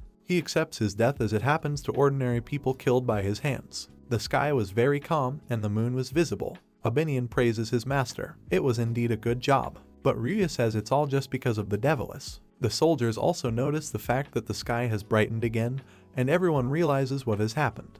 The son tells his father to look over there because that's where our heroes were walking. They've won. The soldiers are rejoicing, happy that their mistress has returned. Lesledza turns to the protagonist. She says that she can already stand on her own feet and asks him to let her go as she is embarrassed. Noemu says that if she was carried like this by our protagonist she would be happy, and Abinion says she would be over the moon too. The guys joke about it. A few hours later, they arrive at the triumphant street of the Centakillian Kingdom. Ryuya thinks the violent reaction of the townspeople is too much, but Lesledza says it's foolishness, for they easily defeated the demon army. Naturally, the townspeople will be overjoyed. The people consider it a great victory. The boys return to the king, who had already received the report. But blushing, he had something else to say. The king would like to hear everything personally from the participants in the battle, and he tells them to start telling. Leonardo listened intently to everything and marveled at every little detail. His eyes seemed to sparkle. The king wondered what was wrong with Lesledza's skill, for it might harm her. The girl says that she has survived thanks to Noemu and Rui. Above all, the main credit for defeating the demons goes to Ryuya. She would like him to receive the highest honor. The boy looked at his new friend in surprise. He was pleased to hear that. The king assumes that Ryuya was sent to them by God himself. But this victory would not have been possible without all of the king's subjects. He is going to make them all aristocrats. Is Leonardo sure of his intentions? But the king's aide was displeased as usual, for in his opinion, where has it been seen that commoners become the new aristocrats, much less rubbish without skill. The king is angry, and he is fed up with this man. Just his gratitude will be enough for such commoners. In truth, it will even be plenty. The minister won't stop babbling. The king tells him that these are loud words. The man stands up and says that the king's job is to run the state and help his subjects. And it has been saved this time by Ryuya, meaning he has fulfilled the duty of a king, and the title of nobleman is just the least reward that lies ahead. The minister almost weeps at hearing this. The king asks if Ryuya is ready to become an aristocrat at all and continue to serve him. Leonardo and Lesledza almost beg him to agree. The minister tells him to take his time. The boys ask what now this time. But he has just learnt that an important guest has arrived, and that he must first respect the guest and then decide. Who did the minister mean? The hero has arrived. Ryuya asks Lesledza who he is, and she is surprised that he doesn't know. A hero is someone chosen by the church. The church determines people's skills and takes the strongest to serve. These are the chosen elite and the best fighters. Heroes faithfully serve the church. In the protagonist's opinion, they were just another pawns of the church, for Londite had already reminded him of them. It is written on Lesledza's face how much she hates them, but it is not yet known why. Bursting in, the hero shouting addresses the king, talking about arriving and saving the kingdom. It was a desperate hero, the brave Liber. The minister thinks this appearance is cool and starts clapping his hands. The king asks what is the kingdom to be saved from, but he replies that isn't it suffering from constant demon attacks. So he has arrived, and now the people can be calm, for a strong hero like him will have no trouble stopping the demon invasion. He offers to open a feast in honor of his arrival. Ryuya remembers in him someone who was always waving his arms and being noisy, but he can't remember the name. But at that moment he remembered Libra as someone who got a strong skill and then abandoned it. He can't stop praising himself that even the king can't get a word in. In his opinion, ballads will be written about his victory. And as a reward, he wants a beautiful princess. Noemu looked at Lesledza. There was something wrong with her. Ryuya started to call out to Libra, but he doesn't understand why the guy thought he had the right to address him by his first name. The protagonist says it's him, his former friend. But then Libra starts to remember. He remembers Ryuya and him. What will their reunion bring us? The king was interested in this. Ryuya is asked if he knows this guy. He replies that they used to be friends with him. The hero denies. He thinks, how would a hero like him have a friend without a skill, because it's a disgrace in his opinion. But the guy knows our protagonist. Libra asks what the guy is doing here, and why isn't he in the dumpster, for he's trash. There was a very strong contempt in Libra's eyes. Ryuya says he'd better leave. The arrogant guy, not paying attention to the protagonist, turns to the king, wondering if they should finally get to the urgent business. Leonardo doesn't understand what Libra is saying. The hero is puzzled. He reports that their kingdom is under attack by an army of demons, and the church has sent him, the brave Liber. The king remembered that he had asked for priests and jurors with the most powerful skills to fight demons, and whom he had asked for help. The lad confirms this. The man says he sent requests for help a bunch of times, but the church continued to ignore. The guy got embarrassed and put his head down. Ryuya asked if it was true. Lesledza confirmed what was said. The sacred magic of the church is very effective against demons. The priests are just able to handle it, and she doesn't say anything about the hero's skills. The church has monopolized all means of fighting demons, so a request is sent to the church with a pay-for-performance fee. They are literally throwing money out of kingdoms on a global level. The king considers them a shop of greedy crooks. Liber says he eventually arrived, and the church helps multiple kingdoms so they can't immediately respond to their request. The king is angry because they still have priorities. A moment's delay could result in loss of life. His kingdom donates a huge amount of gold to the church every year. Apparently, he should think 3 times next time before sending a donation. Liber says that the king is not the only one who donates, and as for his words, he would hate to be deprived of donations, but he asks the king to think. Proudly proclaiming himself a hero, he says he can marry Princess Lesledza. Ryuya is surprised that a knight was called a princess. The king asks him a rhetorical question about having to give up the princess for the defense of the kingdom. Liber says that the patronage of the church will be good for them, and a king's duty means defending his kingdom. Leonardo asks if that was a threat. The hero smiles evilly. Ryuya wants to intervene, but is stopped. Liber waits for an answer. He orders that the princess be given to him, and even more than peace will come to the kingdom. The king screamed for nothing. Liber was shocked. Better to be at the mercy of demons than people like him, says the king. He refuses. Liber asks the king to come to his senses, for this is no joke. The man asks the boy if he noticed the mood everyone was in. The warriors report that the demons have been defeated and the kingdom saved. They didn't need him anymore. Liber thought it was a welcome parade in honor of his arrival. He even waved at them. People think he's a fool. Even the king says he has an inflated ego. The man orders the guy to get out. He's not going to talk to a lowlife like him anymore. So he also tells him to tell the church that his kingdom is seceding and they won't get another dime. Even the boys noticed that the king was very angry. Liber asks to know the name of the one who handled the demons. The minister asks the guy to calm down. The man says that even he finds it hard to believe, but a man with no skill handled the demons. The hero is completely bewildered. He can't believe that this man was Ryuya. Liber pounced on the protagonist, demanding that he tell the truth, for in his opinion he is deceiving. But Ryuya says he is not lying. Liber calls the guy useless trash with no skill. He thinks the boy is just trash, and the demons should have been dealt with by him. Without letting him finish, Noemu doesn't hold back and punches Libera. The girl was angry. She tells the guy to shut up, because she won't let a coward like him talk about her master Ryuya like that. Almost everyone present had personally seen him defeat the demons. Even the commander of the knights named Zizbok swore knightly honor. Noemu calls Liber a real coward because he humiliates someone who fought while he relaxed and hid. The girl tells him to get out of here. He calls little Noemu a pig and a pathetic girl. But her blow made this character's face hurt. He shouted and insulted him. Liber is going to finish off the girl, for insulting a hero is punishable by death, but no one is afraid of him. Suddenly there is a white mist and a voice that says that only Liber himself is rude. The hero is frightened. Abinion says that Noemu did well and everything was perfectly said. The girl is pleased to hear it. Liber wonders where the ghost came from and the Deviless calls him a real clown. Even though he's funny, it's time for him to go. Abinion began to use her skill. She threw the guy with all her might and he flew away. Ryuya says he could have done it himself, but the Deviless says why should he bother and waste his strength on such trash. The king turns to the minister. Now the festive atmosphere is spoiled. After all, the minister usually negotiates with the church. This was all too suspicious. He asks if the minister has been bribed. The minister refuses, but the king will check anyway. In the meantime, he will think about his next appointment, and in the meantime he should wait and prepare. The king offers to come down because he had something he wanted to discuss with Ryuya. The boys listen attentively, but the thing is, the king only called for Ryuya, but the girls aren't going to leave. They are interrupted by Lesledza. She apologizes for hiding behind their backs while the hero insulted him. The guy tells her to forget about the situation. Libera's target was Lesledza, so he doesn't think the king wanted her to interfere. Ryuya wonders to the king if it was true. The man starts to tell him that just like the idiot hero said, Lesledza is a princess and his fourth daughter.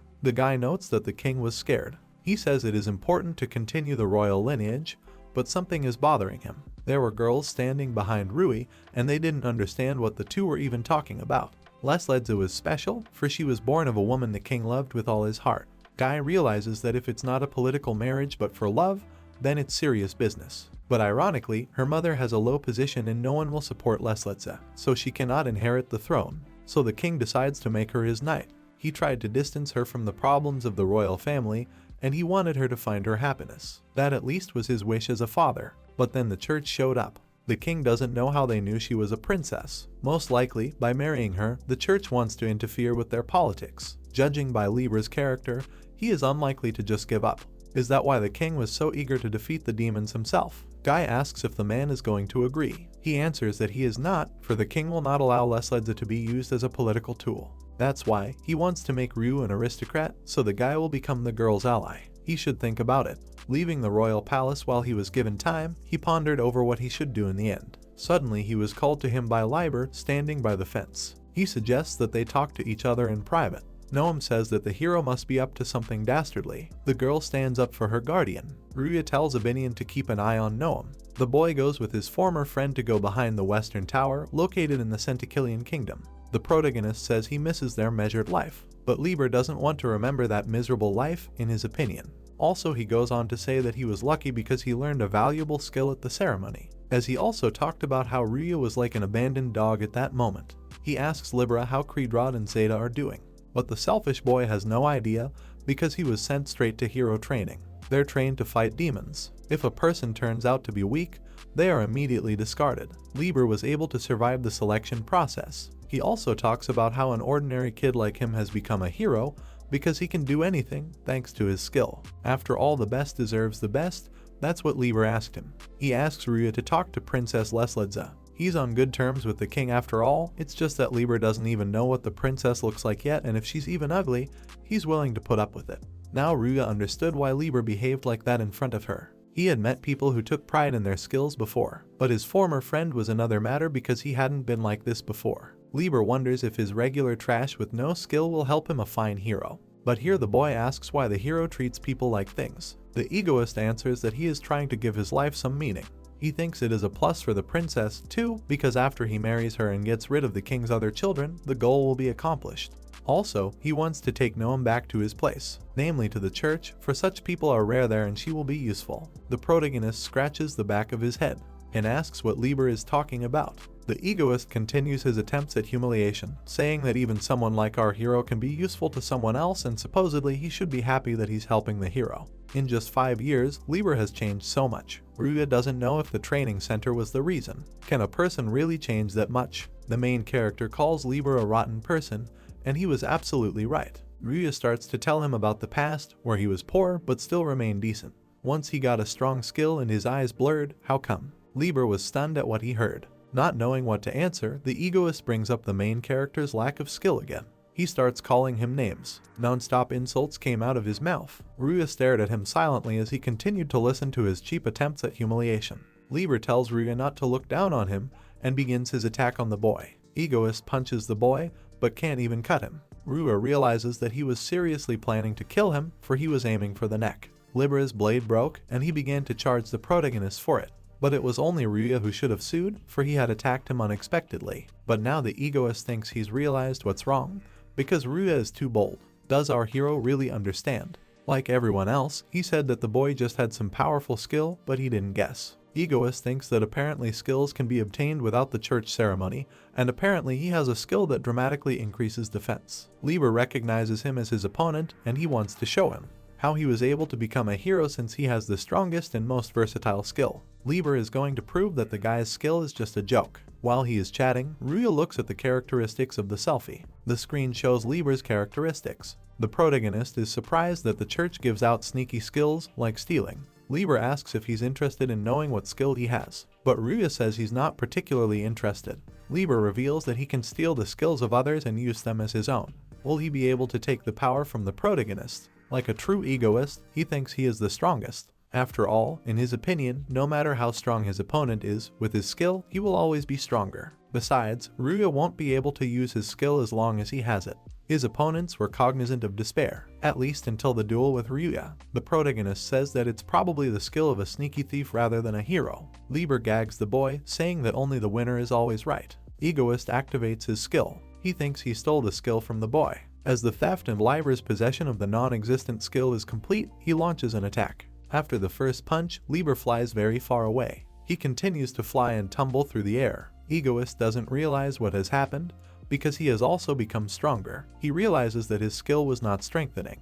Ryuya tells Lvl to see for himself. He doesn't believe it. His skill didn't work, he's on standby. Well, he can't just appear out of thin air, can he? Ryuya takes him by the shoulder as the selfie lies. The protagonist says that Lvl understands it all perfectly well himself. Without skill, our protagonist tosses the selfish boy aside. He doesn't realize what this power is. Lvl assumes that he not only has a strong body and physical strength, but also tremendous speed. Turning around, Ryuya hit the rock and a hole was formed in it. The egoist was very much surprised. He thinks it's impossible. The boy imagines how much the skill enhances his physical abilities. The boy replies that there is no skill. He says he understands it all now, but it wasn't so. Lvl has heard of such a thing, that some of the best skills can have effects that can drown out the effects of other skills, and that is why his theft didn't work. He doesn't listen to Ryu, who tries to prove to him that he has no skill. Egoist thinks our protagonist has gotten a decent skill. He wants to get his hands on that skill. Lvl is going to use his ace up his sleeve. Ryu wonders which ace we're even talking about. A selfish person can sacrifice his own skill to gain someone else's forever. It's a top-level operation that can only be used once in a lifetime. He's going to take the main character's non-existent skill forever. It's called Total Deprivation. Lvl can finally gain the strongest skill he's been waiting for. Is such a strong skill right in front of his nose. Ryuya thinks it's funny. The activation of the higher skill is taking place. Total Deprivation has been activated.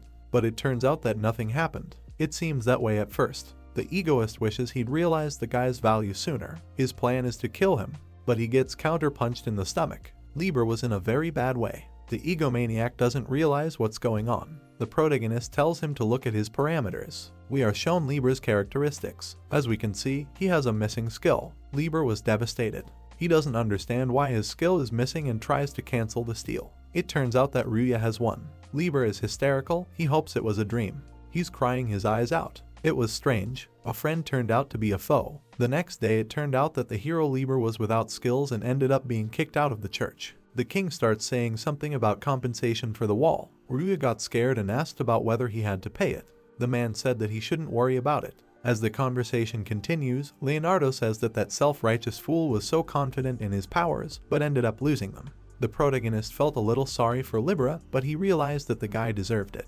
The girls started defending Ryu, saying that he attacked him first and the protagonist was just defending himself. The king calls Lvl a mere idiot who didn't know his place. Abinion said she laughed heartily at the time, but the protagonist remembered that he had sent them home. Why did they see everything then? The Deviless said that she and Noemu had been watching from afar. Abinion thinks the boy is the strongest, but she still feels uneasy in her heart. Such is the way of a girl's heart, and Noemu is no exception. The Deviless started to tell, since they had already seen everything. She had to tell the details to the king, calling him a pompous old man. She managed to explain to him that it wasn't their fault. The man asked her not to call him a pompous old man. Ryuya asks for forgiveness for the Deviless woman. When it comes to self-defense, mere evidence of loved ones may not be proven, and the church will clearly point that out, King said. It should not be forgotten that they grew up by going over the heads of others. Abinion says there's no need to worry, because if they challenge the protagonist, he'll easily end them. But Ryuya wants everything to go peacefully. Of course, he's not going to make any strong concessions, not to mention that they're probably trying to slander him. And the guy's sure he's clearly caught their attention. The church are the only ones who can stand up to the demons, and by defeating one of their heroes, Ryuya has clearly shaken their authority. But he doesn't want to get involved, and he doesn't want to get along with the church either. Of course, the kingdom will do everything it can to support him, and the king will do everything in his power to thank the boy. Abinion asks if he will just help out of the goodness of his heart. The king agrees to this. She also wonders if there are no ulterior motives. The man replies that there are no motives, but the king informs her that he will not be able to speak in his defense if he is a mere adventurer. The boys did not understand him, but the Deviless smiled for some reason. The king asks again if Ryuya would like to become a nobleman of his kingdom, and again they are back at it. The protagonist thinks that there are clearly ulterior motives in this, and he thinks that he would be comfortable getting so many privileges. But it doesn't look like the guy will accept the king's offer. Ryuya apologizes. The man isn't going to force the lad, but if left to his own devices, the church will kick in. Abinion says not to worry, because if it comes to that, all her master will do is wipe the church off the face of the earth. Ryuya is a little angry at what he hears. The girls start spoiling themselves and saying they are the strongest on earth. But the king is worried about his daughter, because you never know when exactly the next hero will come along and say the same thing.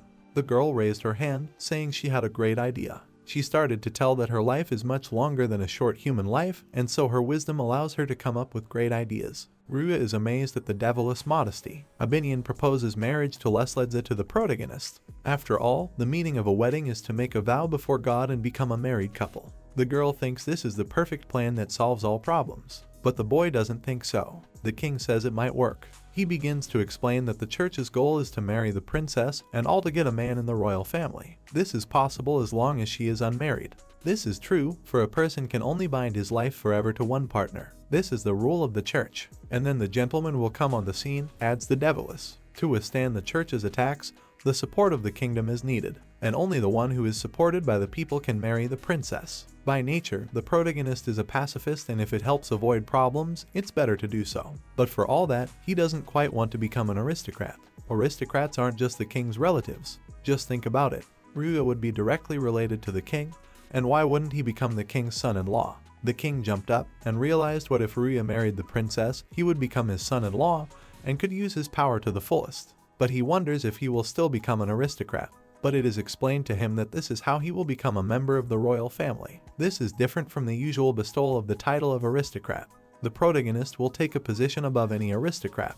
Here they were right, for kinship with the king is a powerful aid. The king began to praise Abinion for her idea, and they seemed to be getting along. At this rate, the boys will get the upper hand over Ryuya. The girls ask why the main character asked to stop. He doesn't want to have everything decided for him. As fortunate as this option is, they still can't pull the job off without the most important one. The friends don't understand what Ryuya is talking about. First of all, marriage implies two people who love each other planning a future together, says the protagonist. Abinion asks the guy about whether he is not interested in Lesledza. The Devilis gets very close to Ryuya, and he explains that he doesn't mean it. The knight is very sweet and attractive, as well as she is dear to him. The thing is that everyone is trying to marry her. To prevent this, he is not going to just marry her for the sake of it. The king, after all, said himself that he would want her to marry someone she would like. The man says it's not a political marriage and he'll be cool with having our protagonist with her. But her feelings are more important, says the boy. Whatever they come up with, there can't be a marriage unless Ryuya likes the girl. The boy is glad he spoke up to the king, for in marriage it is important that the couple love each other. Abinion says it's not a problem. Now they're going to find out because they're going to call Lesledza. And she's right, because it's strange to talk about a wedding without the person you're going to marry. The guys came to the girl's house and she was happy to see the main character. She tells them that Mr. Ryuya did a lot in that battle and one should repay him at least with courtesy. The Devilis tells the guy to look up information about her. On the screen you see Lesledza's characterization. Ryuya notices that the girl's level has gone up. She must have gained experience in that battle. No wonder 30,000 demons were crushed by 7,000 soldiers. But he noticed something else. Guy saw a sympathy degree that had 5 hearts. He had long wondered what a sympathy degree even was. This parameter was not on the guild card. It was probably a feature of Abinion. Devilis explains that this parameter expresses the degree of sympathy and shows what the other person feels for the protagonist. What does it mean? It was a proof of love, for the feelings of the opposite sex are indicated by the symbol of the heart. Ryuya ponders since when did the girl have love feelings for him. Abinion thinks that the events on the battlefield played a role. Plus, the guy beat up the idiot who was lashing out at Lesledza. That's enough to make one fall in love. The king turns to his daughter. He begins to recount their conversation with the team. He wonders if the girl is ready to marry. Guy was surprised that the father asked his daughter directly this question. Lesledza thought that the king had decided to give her into the hands of the church, but the father replies that he would not do that.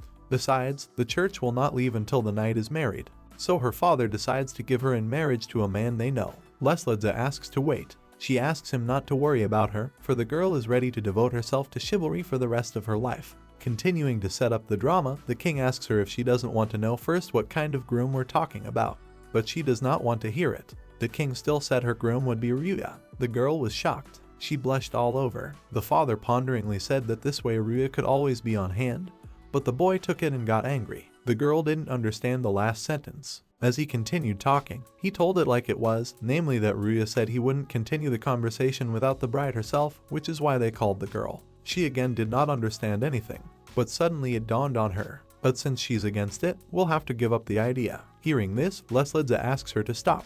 The girl asks to wait a little longer. Abinion flies up to Ryuya and congratulates the boy on the fact that the girl has indeed fallen in love. Lesledza continues the conversation. She apologizes, but she can't do that. Everyone was shocked by what they heard. She says that the problem is not with the guy, because he is a real hero and if he becomes her husband, the girl will be the happiest. The king asks what is the problem then.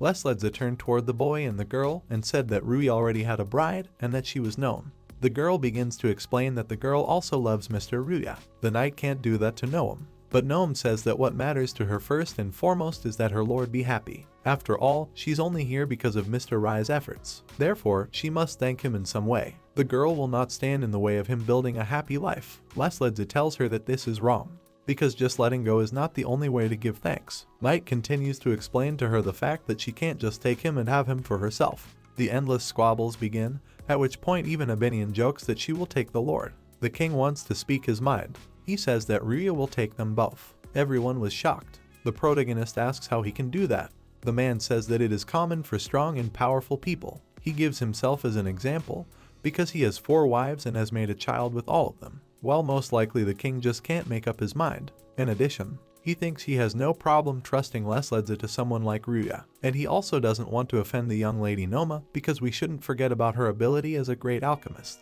Abinion says that a worthy lord should have many wives, and should he turn down such a chance? The king asks the protagonist if he will accept this marriage for the sake of the country's future. The guy thinks that if he refuses, he will be the devil in their eyes. Ryuya realizes that everything has been decided for him. He is about to say his word, and the hero accepts the offer. He is willing to bear the responsibility and take the 2 of them as his wife. All of a sudden, everyone is abruptly silent. The girls began to rejoice when they heard the news. Ryuya was surprised that they really didn't mind. Besides, he had a feeling that he and Noemu would end up like this. The king hugged the boy, saying he was now his son. The man hopes that Ryuya will continue to do good for their state. He wants to have a feast in honor of this. Abinion says that the king is very cheerful. The Deviless realizes that she hasn't had this much fun in a long time. Ryuya now has 2 wives. In addition, all the people of the kingdom became aware of what was happening on the field and began to believe that they had a real hero in their state. But he was just another adventurer from the Adventurers Guild. He also didn't have the skill. His name was Ryuya. It was signed in someone's notebook. In the background, one could hear someone opening the gate. The guy says he's going to walk from here. Looking at the notebook, a certain girl says that the guy had the face of a real redneck. She's going to get off here too, for she hasn't been to the castle for a long time. Another boy in their company said he was going out here too. The guards called the girl a princess, but she ran away. However, these were the king's children. Lvl's brothers and sister have returned. What will happen?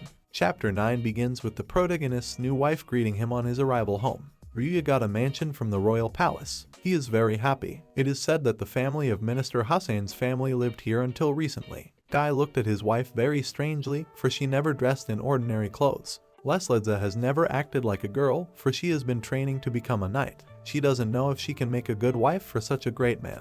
Ryuya undervalues himself by saying that he is not so great. But the girl thinks the guy is the strongest man and hero on earth. Her father asked to be with him representing their country, so she will do whatever the protagonist wants. The guy doesn't understand what the king has told her. The wife offers to eat, take a bath, or work out. At this time, Noemu was in the lab with Abinion. The girl, who had also become a wife, moved here. She took up the study of alchemy in earnest. Noemu uses one of the rooms in the mansion as a laboratory, and now she is like an obsessive, mixing different materials, trying out new recipes. The Craftsman's Guild buys up everything she comes up with. Lvl delivers a letter from the king. It says something that the boy should definitely come to the castle tomorrow. Once Ryuya became the king's son-in-law, he completely stopped being shy about calling him. The girl assumes that since attendance is mandatory, there's obviously something wrong. The next day came. Now it was time for the meeting. Apparently she realized that her relatives had come home. We are shown the first prince of the Centakilian kingdom, whose name was Zemnanto. He turned to the boy, asking him if he was the hero. The first princess Isabella praises Ryu for his feat. A second prince named Rauselch, who considers himself a future king, similarly praises the lad, with the hope that he will continue to serve his kingdom. The pair of lovers watched and listened to them. At this point, Zemnanto says not to powder the commoner's brains, for the next ruler in his opinion will be him, the eldest son of King Leonhard. Isabella tells him that if the lad wants to swear allegiance to someone, he should only go to her for it. Ryuya doesn't understand what's even going on. The first prince says that sons have priority in the succession to the throne. The successor in his opinion should be the eldest son. The princess informs him that there have already been queens in their kingdom, and the throne should belong to the wisest one. As the showdown continues, the protagonist still doesn't understand what's going on.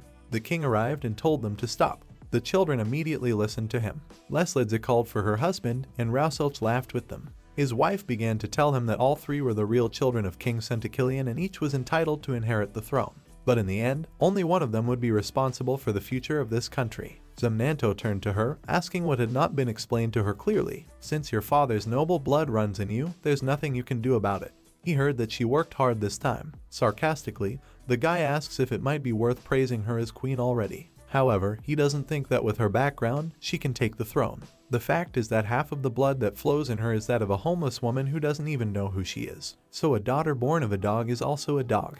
What is the difference? Lvl begins to explain that she was born of a man of inferior rank and was not treated well. Even when the girl was given a knighthood, Lvl is willing to serve this country to the fullest in order to reward them with an honorable title. Her brother tells her that it is a good idea, and with that mindset she will continue to work for her life. Just like a hunting dog that everyone can use even if it is useless, so thinks Zemnanto. At that moment, Ryuya approaches him with a very angry expression on her face. He grabbed the first prince and held him above him. Zemnanto asks him to let him go. The protagonist asks what kind of education is he getting if he acts like the last piece of shit. After all, people with whom you share blood are not called dogs. Lvl asks her husband to stop. After all, they are different blood anyway because they have a mother who is the wife of a king. But Ryuya continues her conversation with the prince, saying that people should be regardless of their background. To ignore this and compare people is like losing the qualifications of a person. The country's only trouble is that such people become kings. But still, he insults his precious woman, and for that he will make her kneel before him. Lvl blushed at her husband's act. The first prince asks the guards to help him and kill the protagonist, but then the king intervenes. He turns to Ryu, saying that the disrespect caused by this foolish nonsense would be deeply offensive to the king. The man asks that the lad suppress his anger. Ryuya replies to him that he is the one who disrespected him and there is no point in the king apologizing. The head of the kingdom puts this conversation aside for later. Ryuya tosses the scoundrel aside. On his knees, Zemnanto asks that the guy be executed because he has harmed the royal family. The king tells his son to shut up. He started to explain that Ryuya is the hero of the kingdom, and if the protagonist had not defeated the demons, this country was destroyed long ago. Therefore, he would not even consider executing him. The prince is disappointed. Zemnanto is going to deal with whoever registers such werewolves, and wants to make sure Ryuya serves him faithfully, like a dog. The king has told him to do what he wants, but he has more to say. But he is interrupted by his son, beginning to introduce himself and tell him about himself. The king's daughter spoke of never leaving him again. The youngest son announces that he too has returned. The king laughs with them, saying that all the children have come home. Ryuya asks his wife, did they ever leave at all? A father has something to say to his children who have returned from their mother's parental home. They eagerly await his words. The head of the kingdom is about to deprive his children of their right to the throne. All the people in the room were shocked. The children think it's some kind of mistake. The king wants to tell them why he decided that. If he can't convince them, the married couple will. After all, they deserve to be future kings, but his children do not. But the eldest son began to explain that because of his skills and background, as well as his diligent training, he is rightfully considered the most deserving heir. This is unfair to him. The king sarcastically began to mock his son's words of injustice. Lvl whispers in her husband's ear that this unnatural laughter is a signal of bad things to come. The father wants to hear why they decided to go back. The older son says that this is his homeland. The daughter reports that this is the country she was born and raised in. Eno says that he supposedly loves it with all his heart. The king asks them the question, if they love and care so much about their country, why? Then why did they abandon her and run away? The son and daughter began to deny it. The king says that yes, they left the country when it faced a national crisis. What else can you call it but a treasonable escape? Lvl says the trigger of everything was a demonic invasion. They were defeating everyone they could, and everyone wondered why it was like that. But at the very beginning of the attack, no one expected Lord Ryuya, the savior and hero, to appear. Before his arrival, no one had even hoped for fate. The king took command to provide countermeasures against the demons, and he withheld all incoming information from the inhabitants of the kingdom's capital so as not to cause them to panic. They gathered all their soldiers and medical supplies and also asked for help from the church. Since she is a knight, she also tried to help her father as much as she could. Ryuya began to realize that this old man was indeed a capable king. Lvl continues her story by saying that at the same time her 3 brothers and sister ran away. Yes, they fled, for they thought this country would be destroyed by demons, and Zemnanto took that for granted and fled the country. Each of them still has their mother's family home. If they decided to return to that very house, they would live quite a luxurious life. Thus, each of them lived in their parents' home until the news reached them that the demons had been defeated. And they're pretty so brave, or dumb, since they decided to go back after such a thing. Now Ryuya understood why the king had decided to do that. The father explains to the children that the king is the country. It's a laugh if the country dies and the king stays alive. But still, the candidates for king have all run away, and the man finds this outrageous. The children apologize to their father. A father looked his daughter over. The girl says that the man said about the king being the country. The princess believes that if all the people of the kingdom die, but if any member of the royal family remains alive, then the restoration of the country is a likely process. Even if the entire kingdom is overrun by demons and they burn it to the ground, all it takes is one member of the royal family to return to the scorched earth and rebuild their nation. The king asks her, is that why she ran away? She answered him that yes, because she was ready to be branded a disgraceful woman who abandoned her country for the survival of the nation. The couple believes that the king's daughter got off pretty well. The man says that's the point, but the minimum behavioral requirement says that you have to give a minimum of notice that you are leaving the country, not do it in secret. And yet they all fled without notifying the king. It was like rats fleeing, trying to be the first to escape from a sinking ship. What they did can only be called a serious act of treachery. Cowards can't be kings. The children ask him to wait with his decision. They wonder who the next king will be. It would be nice, channeling all that energy into a useful endeavor rather than running away when the demons invade. They don't realize the seriousness of their act and insist on changing the king's decision. The children are not bad at showing cohesion. If only they had shown it when the demons invaded. Father tells the children not to worry. After all, he has another child and he's much better than they are. Ryuya thought the speech was about him, but it was about his wife Lvl. Since her mother was a commoner, she could not be considered a candidate for the throne. But this time, the king took special measures. Namely, he disqualified all the heirs from inheriting the throne. But this time, the king took special measures. He deprived all the heirs of the right of succession to the throne. The girl was dumbfounded. Suddenly she screamed. She tries to refuse, saying that all her life she has only been trained as a knight, not a ruler, and she doesn't know how to rule a country. The man says that she can learn it right now because she is a knight, so she has the title. And that's a lot like a royal title. You could say the foundation is ready. Lvl begins to ask Ryuya if he's thinking about anything at all. The girl says she has to discuss it with her husband. Speaking of which, if you think about it, Mr. Ryuya is also, the king was interrupted by his children. They were shocked at the news of their sister's marriage to the hero who saved the country. Well, if Lvl agrees to become queen, will Ryuya be king? After all, the protagonist is now the king's son-in-law, in other words, and he has every chance of becoming king. The man is interrupted again. Which one of them has the urge to shout? Zemnanto shouted his sister's name. The first prince calls Lvl names again, calling her a loon, born a commoner, and now she thinks she can trick her way to the throne. The son asks his father to come to his senses, for he, Zemnanto, who inherited blood from his and his mother's blood, the ruler of the great southern power of the south, Rubrum. The king says there is no way he will come to his senses. Zemnanto still has not learned his lesson. He doesn't realize that aristocrats don't allow themselves to call members of their own kind loonies. He no longer speaks of kings, they obviously don't allow themselves to do so. Father says that his children have half the blood of members of other royal lands in them. That means they're only half noble, the other half noble foreigners. And the boys have proven it by their own actions. So Ryuya will defend this country in their stead as the true king of Centakillion, for the people have already been notified of his bravery. Lvl will be the king's successor and he commands that no one else be brought up. Trinity was angry except for the youngest son. The boy asked permission to say a few words. The king gives him permission to say a word or two, for he has been silent until now. Ryuya flatters the king by saying that he is completely right and the lad will follow him to the end. Isabella and Zemnanto were shocked at what they heard. The boy explains that he, as the second prince, had a low chance of inheriting the throne from the beginning.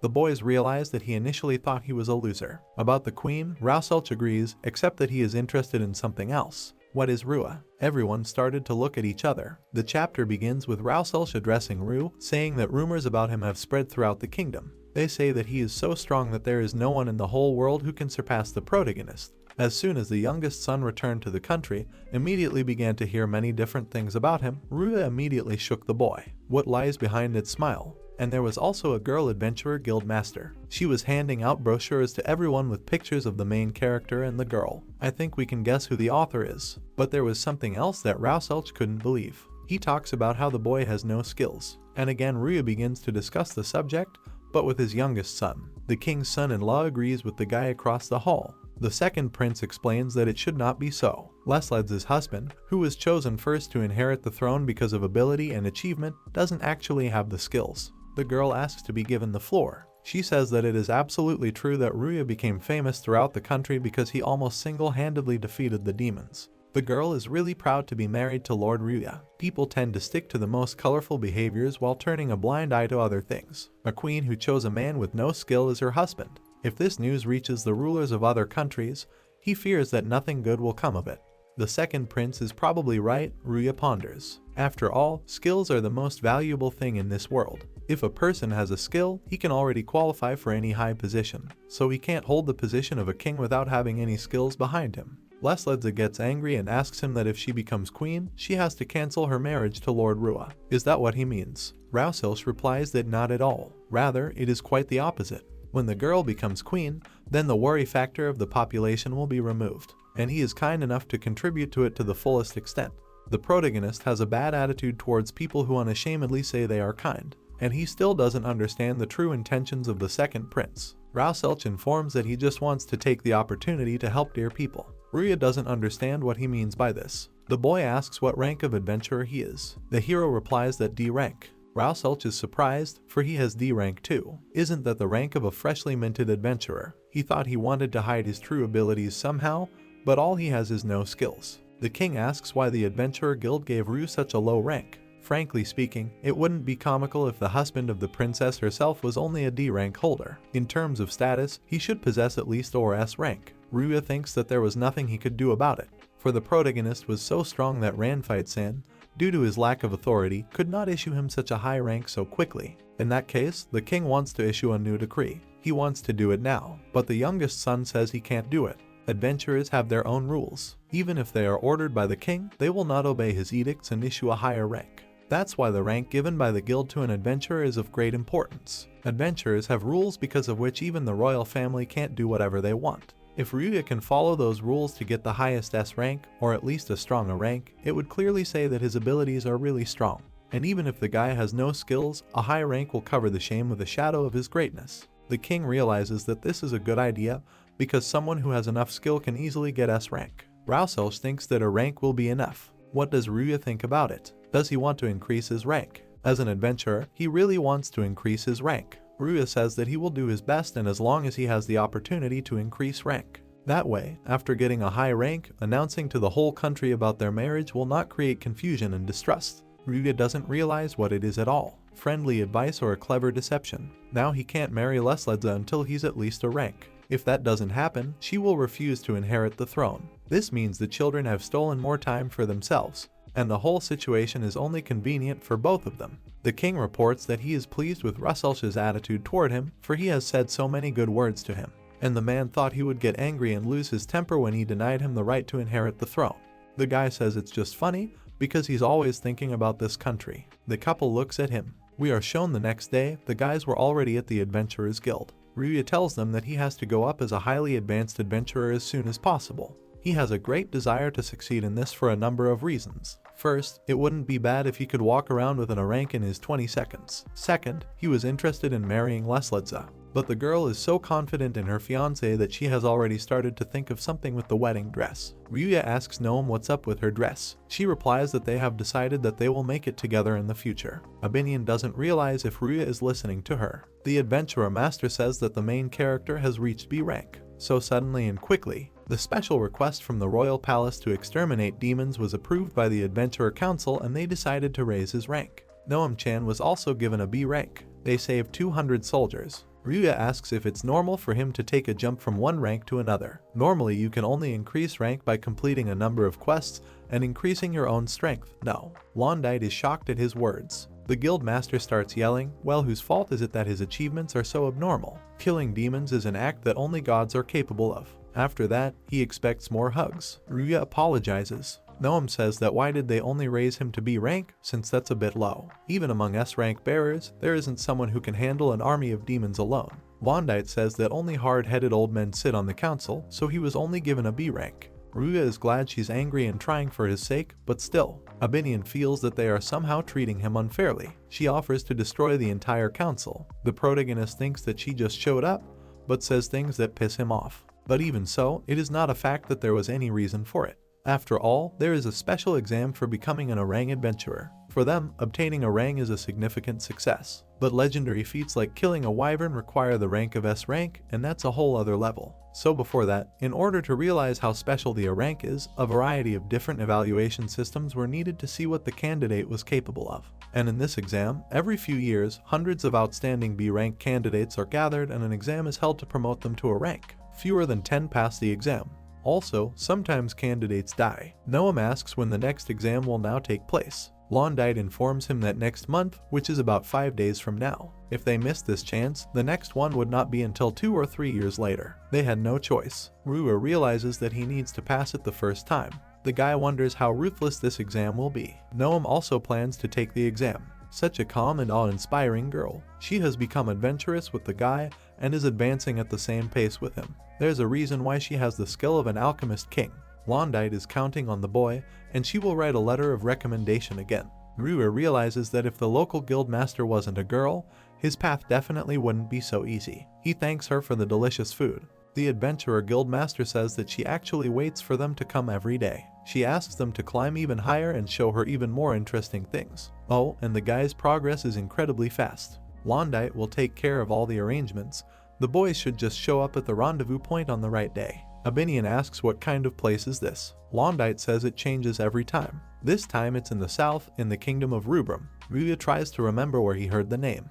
The girls are eagerly ready to move out. The protagonist says that this isn't just going to be a walk around the neighborhood. He is going to inform Lesledze of his plans and afterward prepare well. After a few days, they reach the kingdom of Rubrum. This kingdom has a warm climate. It is centered around several port cities and is prosperous due to sea trade. The blue of the blue sea is incredibly bright. Noemu is very happy, for it is the first time she sees the sea. To be honest, this is also the first time Ryuya is by the sea. Even the wind smells different here. Born in a nook of the center of Kirian, he had mostly only seen forests. But now finally, with his own eyes. The boys are happy to see the sea. Abinion looks at them like they're hillbillies. The protagonist asks the Deviless if she has been to the sea before. She asks him a counter question about how many thousands of years he thinks she has been alive. In fact, he has already explored the entire sea floor. Ryuya asks that she has plenty of free time, but she replies that she also has personal things to do. Magical spirits live in the sea as well, so she has visited them a few times for various matters.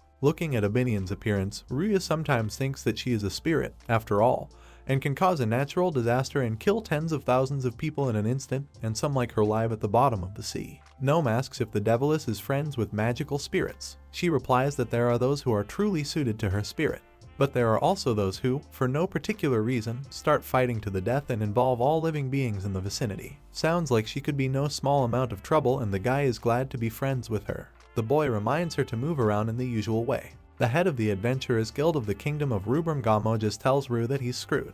The guys looked at him in surprise. The man thinks that without the ability for a ring, such a thing is unheard of. This can't be. Is it really, as the second prince said, and when moving from country to country, all the accumulated successes are reset. But here he can't back down. God tells the guy that the basic principle of adventurers is the more able, the higher. In other words, people without ability have no business being here. He doesn't know what trick the boy used to get the recommendation, but this time he's the one doing the exam, so he's out of luck because he won't allow any lawlessness. The boy says he didn't do anything illegal. Ga learns that the head of the guild of the Centakilian Kingdom is a young girl, and he starts insulting her, saying she is stupid. Ga can still tolerate insults toward himself, but not toward Londite.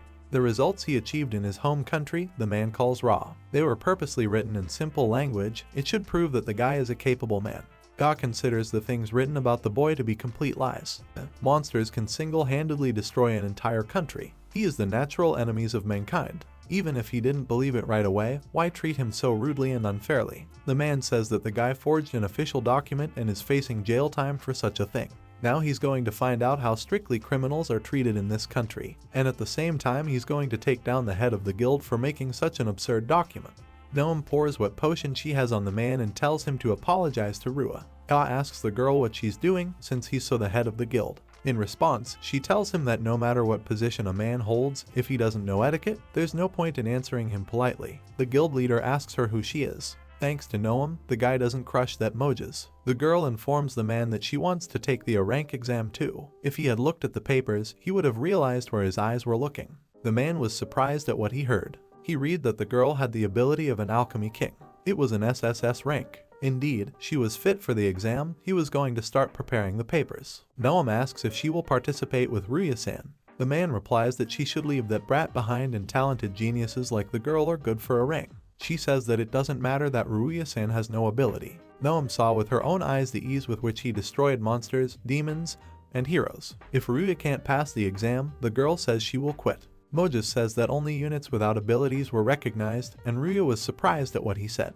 The man is about to start the formal procedure. If in the future, the fame of having a rank-capable people appear in the exam for which he was responsible, he would agree. But no, for he could not recognize a person with legendary rank abilities. And in the future, in this world, his name will be remembered as a great idiot. A little too much, of course, girl. He doesn't want to recognize Ryuya's power, then she'll give him a chance and let him see everything with his own eyes. What does Noemu mean by that? The neighborhood is full of monsters, and if Ryuya-san tackles them alone, the man will recognize Ryuya's danger. Mojis thinks that he is simply not capable of such a thing. But if he succeeds, then the man recognizes the guy. Ryuya is glad the man said so himself. With a mad look, Noemu tells Mojis to suck back the drool he spit out. After all, she won't let him pretend like he slept through the whole thing. Somewhere, Ryuya had heard those words before. Noemu said that she had made a deal and they could go show that brainless brute the power of a guy. Ryuya apologizes to Noemu that she had to do that for him.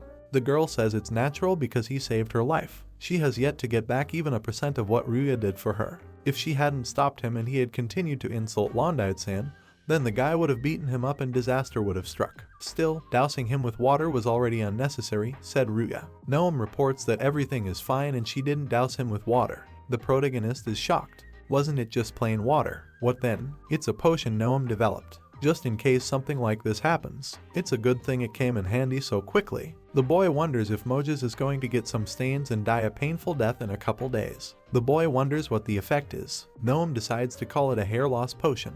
The boys keep walking. Ryuya is glad that the man's life is not in danger. 20 minutes later, they arrived at a plain in the vicinity of Rubrum Kingdom. It's so spacious and flat here, a perfect battlefield, Noemu said. Ryuya began to remember what the girl had said about destroying all the monsters in the vicinity of this city. Suddenly, he noticed something wrong with the girl. Noemu tells the boy not to worry. Suddenly, Abinion appears and gives a potion to the girl. The Deviless tells Noemu not to be shy and to take it. The protagonist watches them bewildered. He is in anticipation. The girls were discussing something heatedly in the small fog created by Abinion. Ryuya doesn't realize what's even happening. Suddenly they stopped abruptly. The potion is called Monster Pun. She had prepared one for the purpose of research. From the stench that stirs up monsters, she made a potion. The last time she opened that bottle, that stench began to disperse in all directions and the smell began to lure everyone into the center. Abinion says in other words, right here. The protagonist realizes that he has to overpower them one by one. Guy asks how many roughly can be lured with this bottle. Noemu says that it will cover the entire guild area of this city. Such a strong potion opens without any backward thought. They opened the potion. It started to stink horribly here, but the monsters would immediately come running here. An army of creatures was closing in on them. Abinion likes it. Beast-like half-humans, with an indeterminate slime-like form. Among them, the Deviless senses even the undead. Noemu makes a quality potion. Ryuya asks how many monsters are there exactly. About 200, Abinion replies. That's the effect Noemu wanted. She is very happy that the transformation has succeeded. The protagonist wonders what will happen to the city now because there are so many of them. The girl says that everything will be fine because the guy will defeat them all. They have gathered them here just for that. So if he loses even one, there'll be disaster in the city. Abinion says he won't make that mistake. But even if anything does happen, it is the city in which he has been insulted. Let it be wiped off the face of the earth, so says Abinion. Ryuya starts attacking the fast monsters first. The problem lies only in quantity. His arm length is limited. If he had some sort of plan it would be easier. The guy's got some new technique. He twisted his arms very quickly and a small vortex was formed, demolishing the monsters. Noemu called it a wall of compressed air. It works great with weak monsters. Abinion says, correcting the information. The effect was stronger than they thought, so monsters from the wider area are gradually approaching here. Ryuya asks to put it more simply. Their number reaches already under 1,000. The guy keeps killing them. And the next day, the protagonist wiped out all of them. Now everyone. The Deviless reports that there are over 5,000 of them. The guild master was already bald. He asked what had happened here and why there were so many monsters. He started looking at the corpses of monsters and was shocked to see who wasn't here. The guy defeated even all the monsters they extract useful materials from. What about his city's special product? How did this happen? A man's interest. Noemu asks him what he means to say he slept through everything. The girl says that it is not Ryuya's fault, but the man himself, for it was he who did not want to believe in his abilities that caused him to agree to such a thing. Because the protagonist killed so many monsters at once, they might not be around for the next few years. But that's good, now no one in town will be in danger. But he doesn't know what will happen to the adventurers whose job it was to destroy the monsters. Noemu tells the man to think hard. Could a D or C rank adventurer do this? We need to begin the formalities of recognizing Ryuya-kun as worthy of the A rank. The girl threatens the man, saying she still has potion left. Should we continue hunting monsters? The guild master of this town says he'll take care of all the formalities. Noemu said smilingly, that was the way it should have been said from the beginning. Ryu was approached by. It turned out that Noemu and Abinion had finished collecting materials from 5,000 monsters and had talked to the local head of the artisans on the way. She had left the job to them, she didn't even have to do anything. The protagonist sipping a cocktail. This was the beginning of chapter 11. The exam would take place in a few days. What should they do in the meantime? They want to get the A rank more than anything else. Ryuya thinks that they need to plan everything carefully, and Noemu has in her mind finding how the previous exams went. Success only comes to those who don't do stupid things. Ryuya has only one rival, and that is himself. Abinion said if a guy asked what they should do now, her answer would be to go swimming in the sea. Ryuya and Noemu looked at her in surprise. The Deviless explains that the boy and girl stink horribly. It seems to be the effect of the monster boon. The boys start sniffing their bodies, they don't realize anything. Perhaps they are used to each other's odors. Abinion reports that people passing by them say something like, "What's that unbearable stench?" Ryuya thought it was because of the Deviless, for in such turmoil she did not even conceal her presence. The guys are wondering what they should do to wash their bodies. But the answer is right in front of their noses. We are shown the seaside resort of the kingdom of Rubrum. The boys grew up in the interior of the mainland and didn't know that swimming in the sea was so good. And the uniform the guy is wearing is called a swimsuit. It looks like it's designed specifically for a vacation at sea. Noemu put their clothes in a powerful detergent she had invented. She should have used it right away since she had it. He bought swim trunks and got ready, but he doesn't understand why Noemu is delayed. The girl apologizes for keeping him waiting. We are shown Noemu in her bathing clothes. Ryuya starts looking her over, thinking she's in regular underwear. He even tells her that she wants to feel like a young girl before she gets married. But actually, Noemu was shy. The salesman told her it was the most ordinary swimsuit. He doesn't believe it, and in that moment realizes that all the other girls are here in bathing suits too. He starts looking at the girls on the beach. Noemu closes his eyes, telling him he's not allowed to look at it, but the guy doesn't understand why. Abinion says he needs to understand the girl's heart, because the girl has worked so hard and he's looking at someone else. Noemu bought a swimsuit to show off in front of Ryuya. It was a big challenge for the girl. He needs to praise her well. The protagonist tells her that if he tells her that it looks good on her, will she take it as praise? She doesn't know how to react, but thanks the guy. The girl is wearing a swimsuit for the first time, and there are so many different kinds. But at that moment she herself has changed into a swimsuit. She has made it out of half spiritual, half physical ectoplasm, and it can change its shape quietly. She has one receiver that allows her to change it at will. Ryuya asks to cover the Deviless with something, but she slides around a lot. The woman says to the girl about seeing their master panicked. Abinion says if she seduces Ryu as boldly, he will surely be hers, but if she continues to behave so ineptly, it will not work out in the end. Noemu understood her, but asked her not to seduce the guy in such public places. The girls decided that since they were on a sea beach, they should have a good time. The girls took the protagonist to the beach, discussing what they would do there. Ryuya got angry and asked, did they come to this country to have fun? There's an exam coming up and they have a lot to do now. But they ended up having fun on the beach. Here was the day of the exam, the central arena established by the king. It was called Martial Paradise 2. The exam was about to begin and the boys were worried. Noemu tells the guy why he's worried. She thinks he will pass it without any problem. She's the one who should be worried since she doesn't have any fighting ability. So this structure was built for the ceremonies of the Rubrum Kingdom. Bloody battles used to be fought here. Now it has so quietly turned into a place of national importance, where an exam for adventurer rank advancement is held every few years. Many countries around the world continue to help each other for the sake of holding it. At least he heard it from the uncle in short pants. Ryuya tells the girl that together they should show the best of what they can do. Noemu gives a favorable answer. Oh, and besides, a guy has a better chance of failing the exam than a girl. Noemu says that just can't be. After all, they don't know when that pattern about the weirdo with no ability is going to come out again. Leaving the country, he once again acutely felt the societal stereotype called without ability. It probably won't be a long wait. At that very second, he is treated like a person without skill. Ryuya thinks he's misheard. The huge men say that once again there is a weirdo who doesn't know his place. They laugh that Ryuya without ability is going to become an adventurer orang. The egoists say that orang is not for him. They think that the guy must have been spoiled a lot by the class that he was hoping to advance without abilities. They ask him if he's ready to die, and he should be. The world isn't so simple that Ryuya can get a rank so easily without an ability. The guy stays calm, and Noemu starts to panic. The protagonist says that he really doesn't have the ability, but that's no reason to give up. No matter what happens, be what happens. The men tell him that he is very brave, but there should not be those among the orang who hope to somehow solve the problem on enthusiasm alone. Evil Uncle says that if Ryuya still thinks that enthusiasm will help him sort things out, then it means that he is still a chicken. He knows to get the rank 1 plan consisting of his iron will won't be enough. He doesn't grasp the logic of how he's going to accomplish his goal. It's just horrible. All three keep telling him that he's not ready yet, but Ryu doesn't care about that. They ask him about what the guy thinks he can endure everything without a single potion. He's going to share 10 potions with them. The protagonist looks at the men aggressively, the girl with incomprehension. The evil men can't calm down. They say the rank exam isn't so easy to relax with just potions. He still needs an antidote to help with the paralysis. They give him a stamina drink, an eye medicine, a vigor potion, a cooling potion, a petrification resistance potion, and a throat candy. Now the lad's hands are crammed with nothing but potions. As they continue to taunt him, they say that even with them, it's not a given that he'll be able to pass the rank exam, as it's very strict. The men see another little boy, and thinking they are senpai, they think they need to guide him to the right path. Noemu realizes they have just as many potions as she does. She liked the throat candy. Ryuya thanks the men.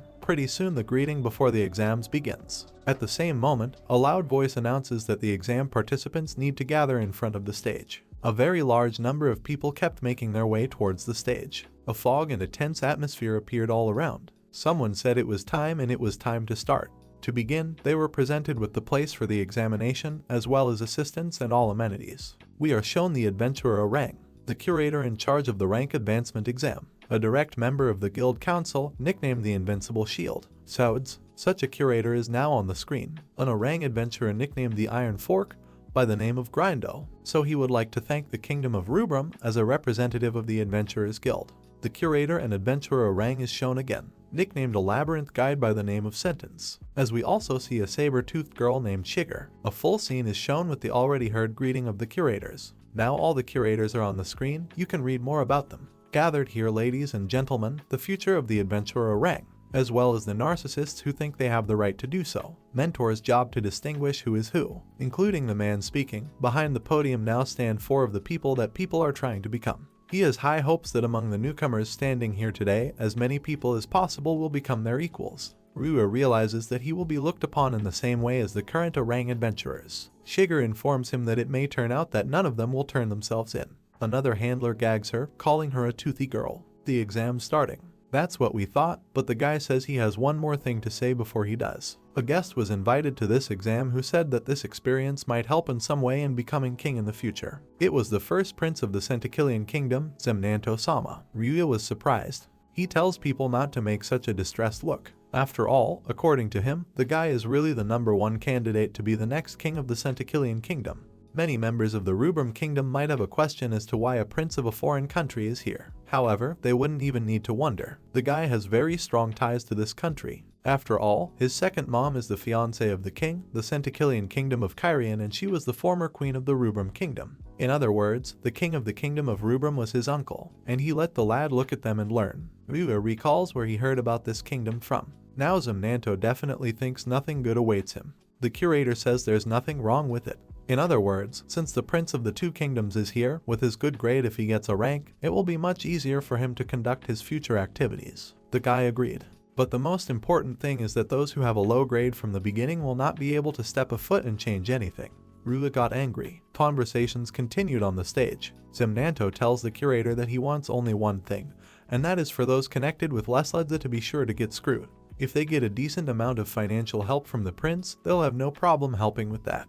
The guy keeps bribing and promising a good future to the handler, but Ryuya hears everything perfectly well because he has 80 million level. And now the protagonist is definitely convinced that this exam will not pass quietly. The first prince thinks why Ryuya came, realizing about such a hopeless situation. The boy thinks he is now hated. Noemu says that's not true and no one hates him. As he said, apparently got here by mistake by the guildmaster of the region, and the other is counting on him. This was whispered about by the prince and the curator. Some say that once it comes to battle, they will personally attack him. If he lets his guard down for a moment, there will be nothing left of the guy. Ryuya says if he's going to do it, he might as well try schemer. Noemu doesn't realize who her master is talking to. Zemnanto tells someone not to betray his expectations. Everyone is told whoever is called needs to come forward. Ryuya doesn't want to give in to the provocation and give up. Noemu thinks about how our protagonist is kind and a little inscrutable. The curators begin to announce the list of participants. Ryuya doesn't understand, what is this about checking absentees? At that moment, Noemu is called.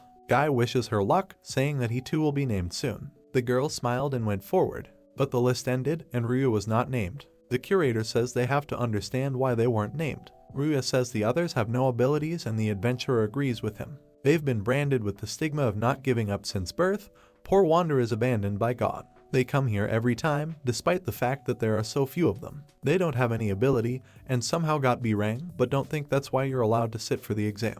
But the rules say they are allowed to participate. The audience supports the guy. The curator says all he has to do is eliminate those whose logic doesn't work. He tells me that ever since the Adventurers Guild began to exist, no one who didn't possess the ability has ever received a rank. Even now, before, and in the future, there will be 0, so says the rank holder. But apparently, even the people who have not passed, who are not capable of anything, want to look at those who in the future will have superiority over them due to their powerful abilities. And that could benefit the entire Adventurers Guild. So, why don't you get out of here before their bodies get bloody? In that case, the curators will dignify them as people worthy of their lack of any talents. The boy asks, how will they do? Ryuya realizes that he will pass the exam. The protagonist says that he's not going to give up and originally came here to get the A rank. The adventurer's sole demands to challenge the impossible. The audience continues to support the boy. What? The curator tells them they are annoying. He doesn't understand why there is a constant odor of trouble coming from such idiots. But the labyrinth's guide, named Sentence, says he'll give them a special exam.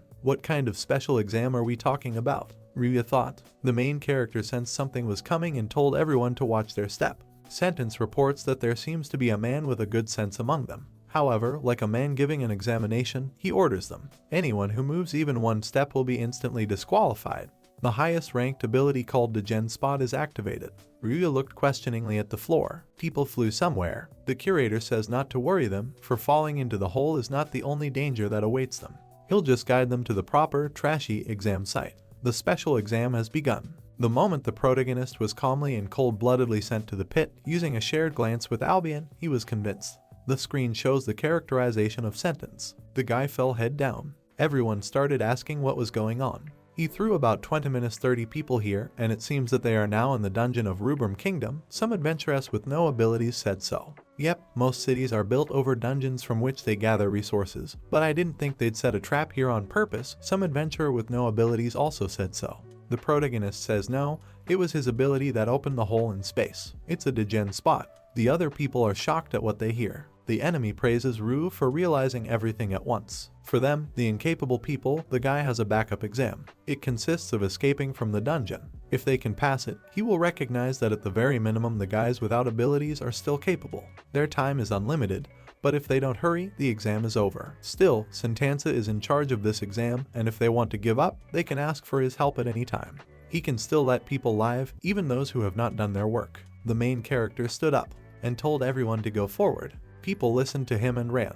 They are ready to do it. Their hearts united. Not only the hatred for the higher ranked adventurers with a sense of superiority who had humiliated them so much, but also the results with which they had come here, hoping to become a rank adventurers. And so also the pride of those without ability. The crowd saw someone in the front. They were the men who met us and gave us potions. They want to continue like this because if they all unite, these difficulties will be nothing. Ryuya got angry, for they didn't turn out to have powers either, but the men say that they never said they had them. It turns out that this is their 7th Orang exam. They want to all take it together. That's how, from the looks of it, they seemed like simple bullies, but in reality, they endured hardship and suffering more than anyone else and still made it this far. That's what Ryuya thinks. The men think they will endure even without the blessing of ability because they have been doing it for 20 years. They are sustained by an unbreakable spirit. To begin with, they were asked to laugh so annoyingly. They agreed to it. The protagonist realized everything, namely that everyone here, even without abilities, were very strong individuals. Ryuya asks Abinion if she can hear him. She replies that she can hear him, and it seems they have been sent to a very strange place. The Deviless awaits orders. She asks if she needs to destroy the culprit who sent Rui to that trash heap and then rescue him. The protagonist replies that it's neither. He will try to deal with it on his own, and she must continue to support Noemu. It wouldn't be surprising if something were to happen to her. Abinion reports that Ryuya is being overly cautious as usual, and Noemu seems to be showing herself quite well. She suggests using the joint view and seeing it in person.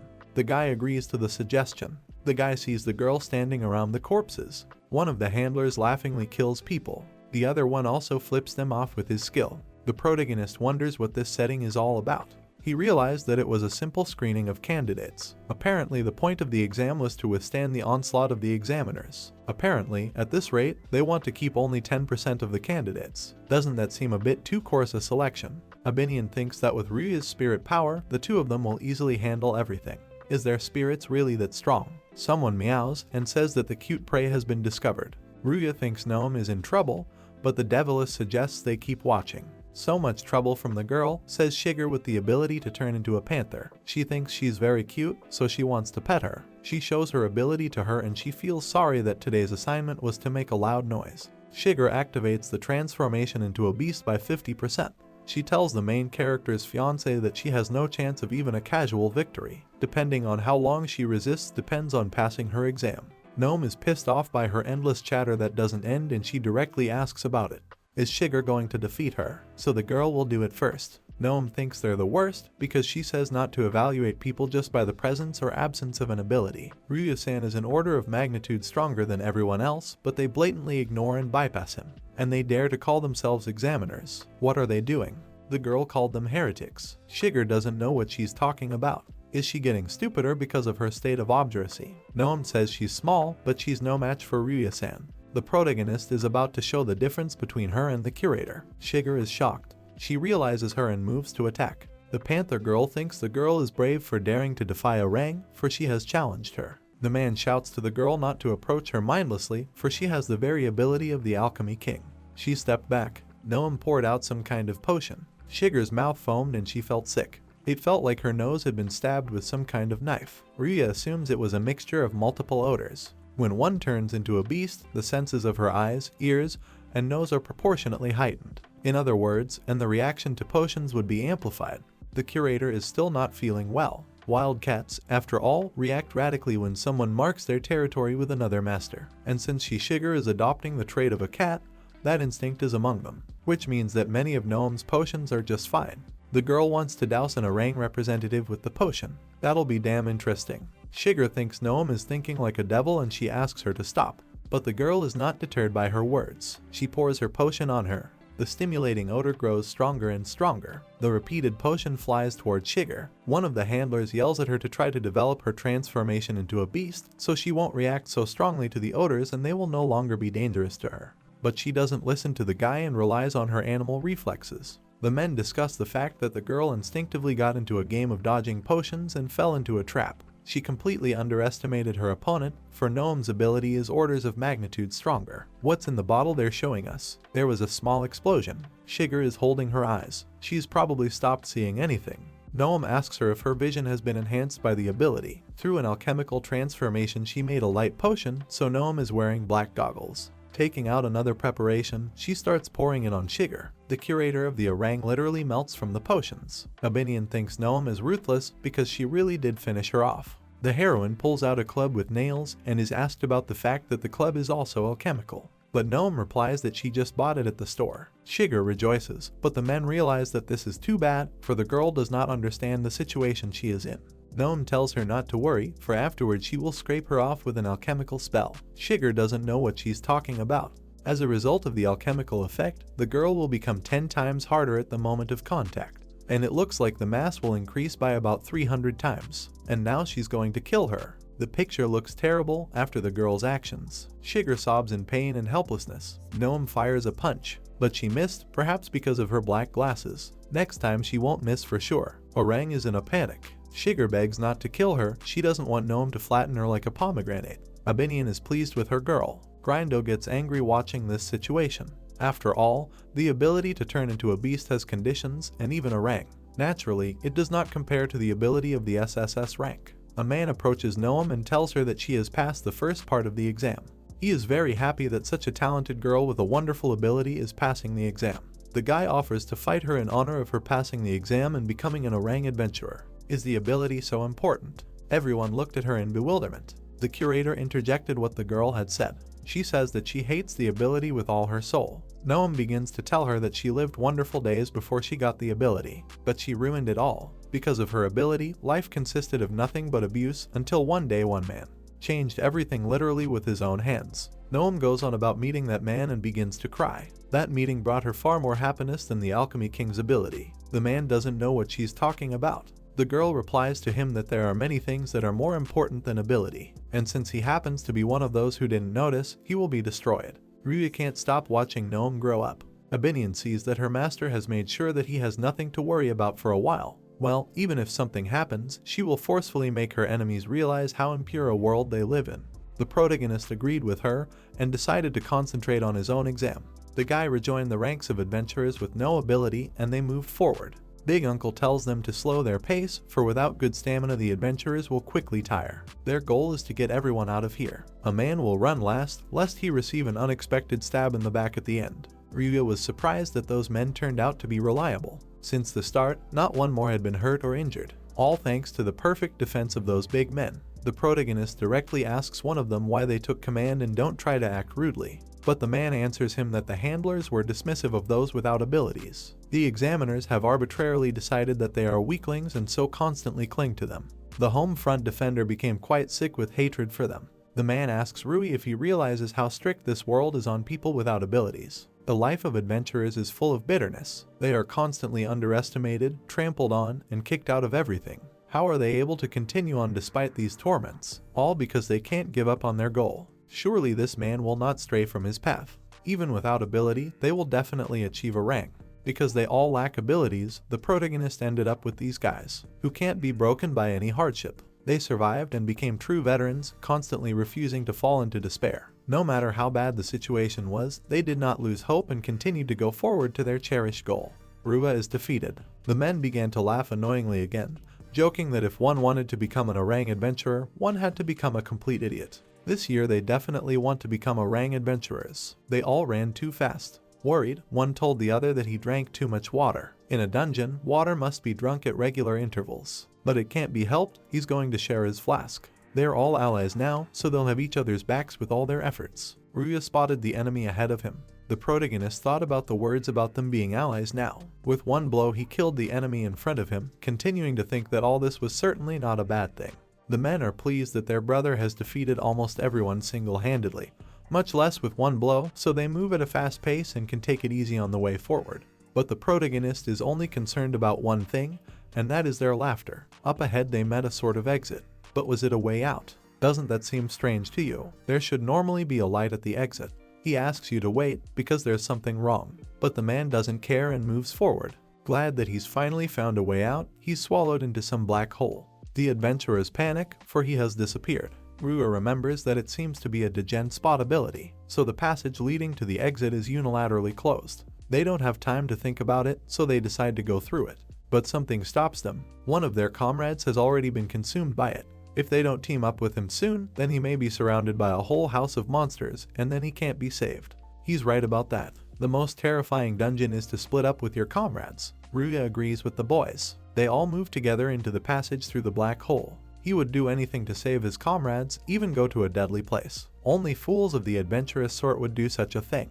He had heard something like this somewhere before. The examiner laughs at them and calls them idiots. This can't be. Where did they end up? What was this place in which the adventurers found themselves? It was the same as where they had been thrown the first time. Is this an endless loop using another dimension's ability? It looked like that smiling man wasn't going to let them pass the exam. But it's not. In fact, he believed in them, because even without ability, on just effort and enthusiasm alone, they would achieve excellent results and pass it. And if they don't have the courage to do so, then they shouldn't even be allowed to take the rank exam. And just in case, he wants to say that he is ready to accept anyone who wants to surrender. It is obvious what he wants, namely to eliminate them by giving them an absolutely impenetrable task. They look down on people without abilities, and now they're saying everything straight. Ryuya thinks maybe it's because of him. No doubt Prince Semnanto's target is the protagonist and has implicated the others in the plan. The big man is about to give up, but Ryuya interrupts him. They think it takes courage to retreat too. They'll get out of here first, and then they'll appeal and tell the guild council about such an unfair exam. Right now, this is the best plan in their opinion. Suddenly Abinion appeared and wanted to say something. She says that he will enjoy hearing what she has to say, but first, he'll have to listen to a lecture. It's the second round, and already there are turncoats who have run out of steam. They were adventurous precisely because they are here now despite their weakness. In this situation, they are put within their limits, so they need to consider this a training session and get to the surface first. Abinion gave him a lecture and Ryuya understood everything. The protagonist announces that he is going to go down. Everyone was puzzled. What is he saying? Allegedly, the guy got weird after he realized he was cornered. Swimming against the tide isn't a good thing after 10 years, is it? There's a way out at the top. There's nothing but the bottom of the dungeon. But Ryuya needs something. At the bottom is the core of the dungeon, and he's just going to destroy it. The dungeon is just a warped space. It's born and sustained by the core. If the core is destroyed, the dungeon will disintegrate.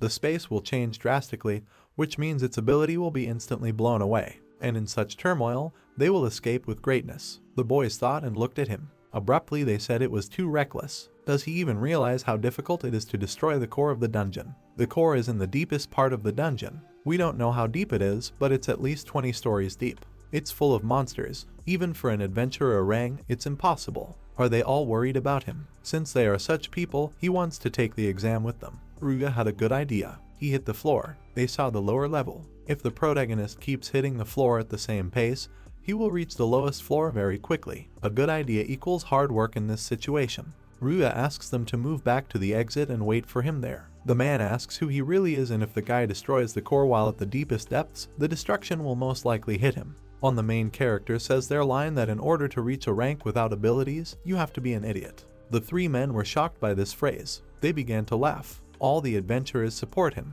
He has a fine bully spirit and they all want to get together all in the same company afterward. Now one of the men also sees a way out of the situation. Ryuya moved to the bottom of the dungeon. With each stroke he continued to descend lower and lower. The guy didn't stop at all. When he got to the bottom, he saw something that looked like a crystal. It was a nucleus. He hit the core and heard a sound. Apparently, it was the signal before the destruction. The guy hurries back upstairs. As he flew out, the guys were happy to see him back. Ryuya asks them if everyone made it out safely. Some didn't like it. This man was the owner of the dungeon. He tells them that they do not understand the things that have been done. But the protagonist doesn't care because they put in all the effort to pass the exam. But the examiner says that they have destroyed the dungeon. It was the property of the country of Rubrum. It turns out that countries use dungeons to mine all sorts of materials, but nobody cares about that.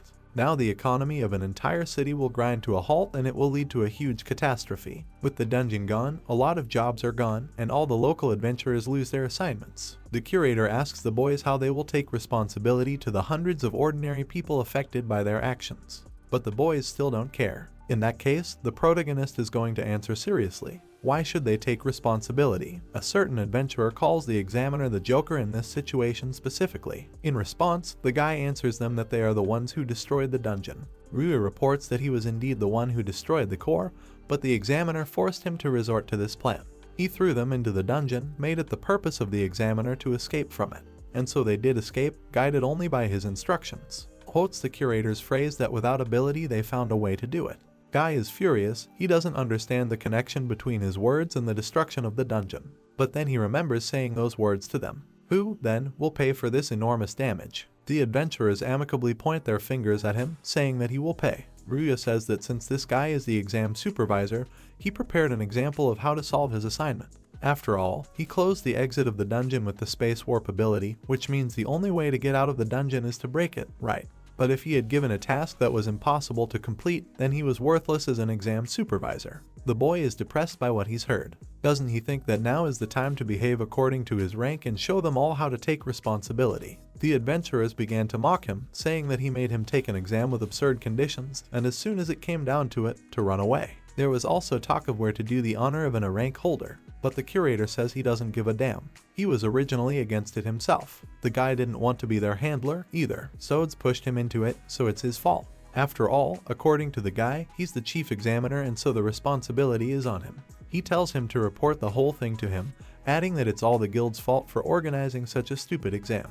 Lastly, he says that nothing is his fault. The adventurers are wondering what to do next. The boys recall that the examiner told them to go to someone more knowledgeable and ask him. Adventurers without skill are not to blame for the destruction of the dungeon. We are shown the other two examiners. After recognizing them, they think that the boys have failed the exam. They go on to say that this year's exam takers have turned out to be such cowards and that out of everyone, they are confident in only one person. Ryuya interrupts them and says that they passed the exam. The tutors looked at him in surprise. The protagonist continued to tell them about passing the supplementary exam. Now they are asking for the main one. The men think it's a joke. Do they think that people without skills have fought them? Ryuya said that the person conducting their extra quest left in a hurry. The guy looked at the others without understanding. The protagonist says that he destroyed the dungeon while taking the exam, and apparently Santence himself was also destroyed by it.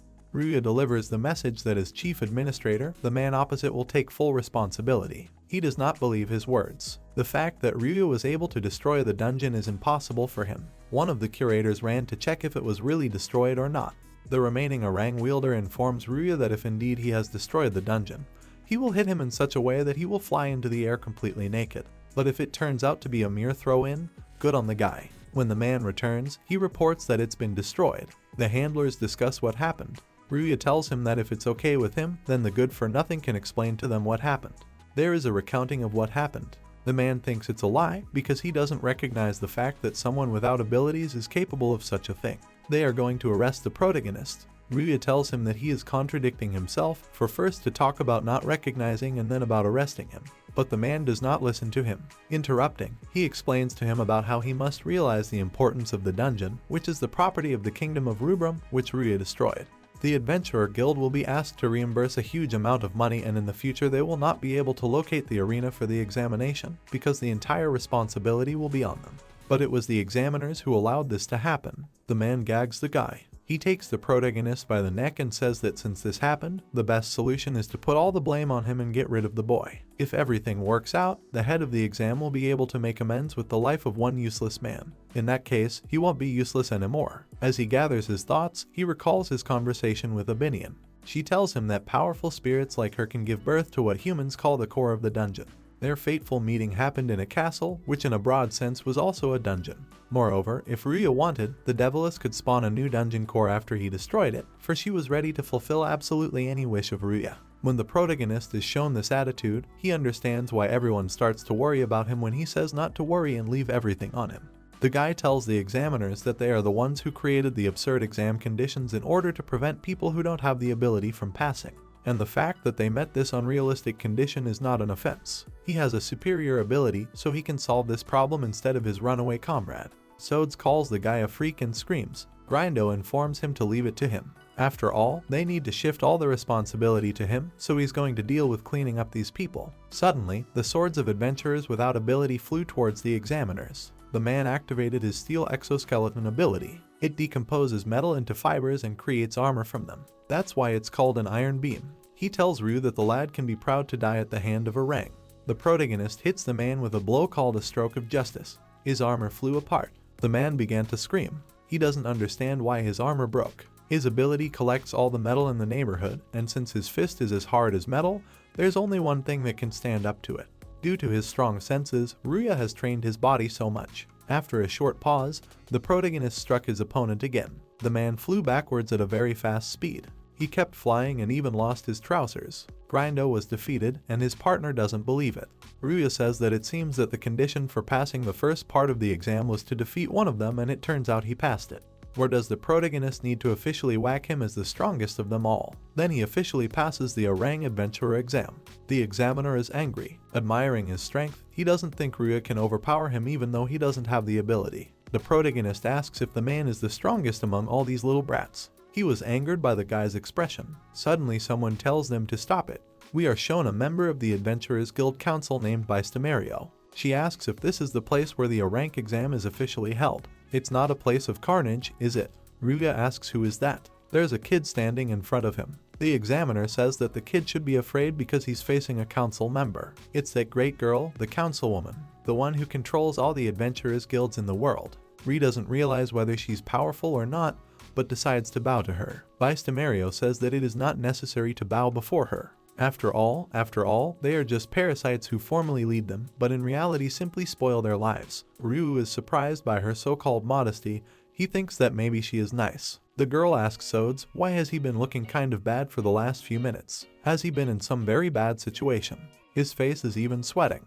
Destroying the dungeon was absolutely not part of his plans, and he realizes that the council will no longer be able to avoid trouble. Since it has already come to this, he will say that this crime was personally committed by this man without ability, so the man immediately decided to make him apologize to the Rubrum Kingdom. The girl hesitated. Soides continues his speech, saying that he was truly sorry that Councilman Bistamario personally had to come here. The girl says that it is not good. She asks if the man is the supervisor of the exam. In that case, he is the one responsible for everything that happened in the exam. She goes on to talk about the impossible condition that can't be fulfilled unless the dungeon is destroyed. Ryuya looks on with surprise as she listens to her speech. As she continues, she talks about it being a man's personal mistake. Just in case, Bistamario asks Ryuya about whether the person who destroyed the dungeon is really him. The boy agrees that he is. The girl asks how he managed to do it. The protagonist tells her that he went down to the lowest part and then bang on the core. The councilman asks him again about bang on the core. Ryuya says if she doesn't believe it, then don't, but the girl says she just wanted to make sure and he got it right. All responsibility lies with the supervisor of the exam. This exam was conducted without the permission of the board members and it is their initiative. The adventurers without ability were in absolute shock and stood in a stupor. Bistamario had heard nothing about holding an additional exam for those without abilities. She tells Sotis to answer for his deed.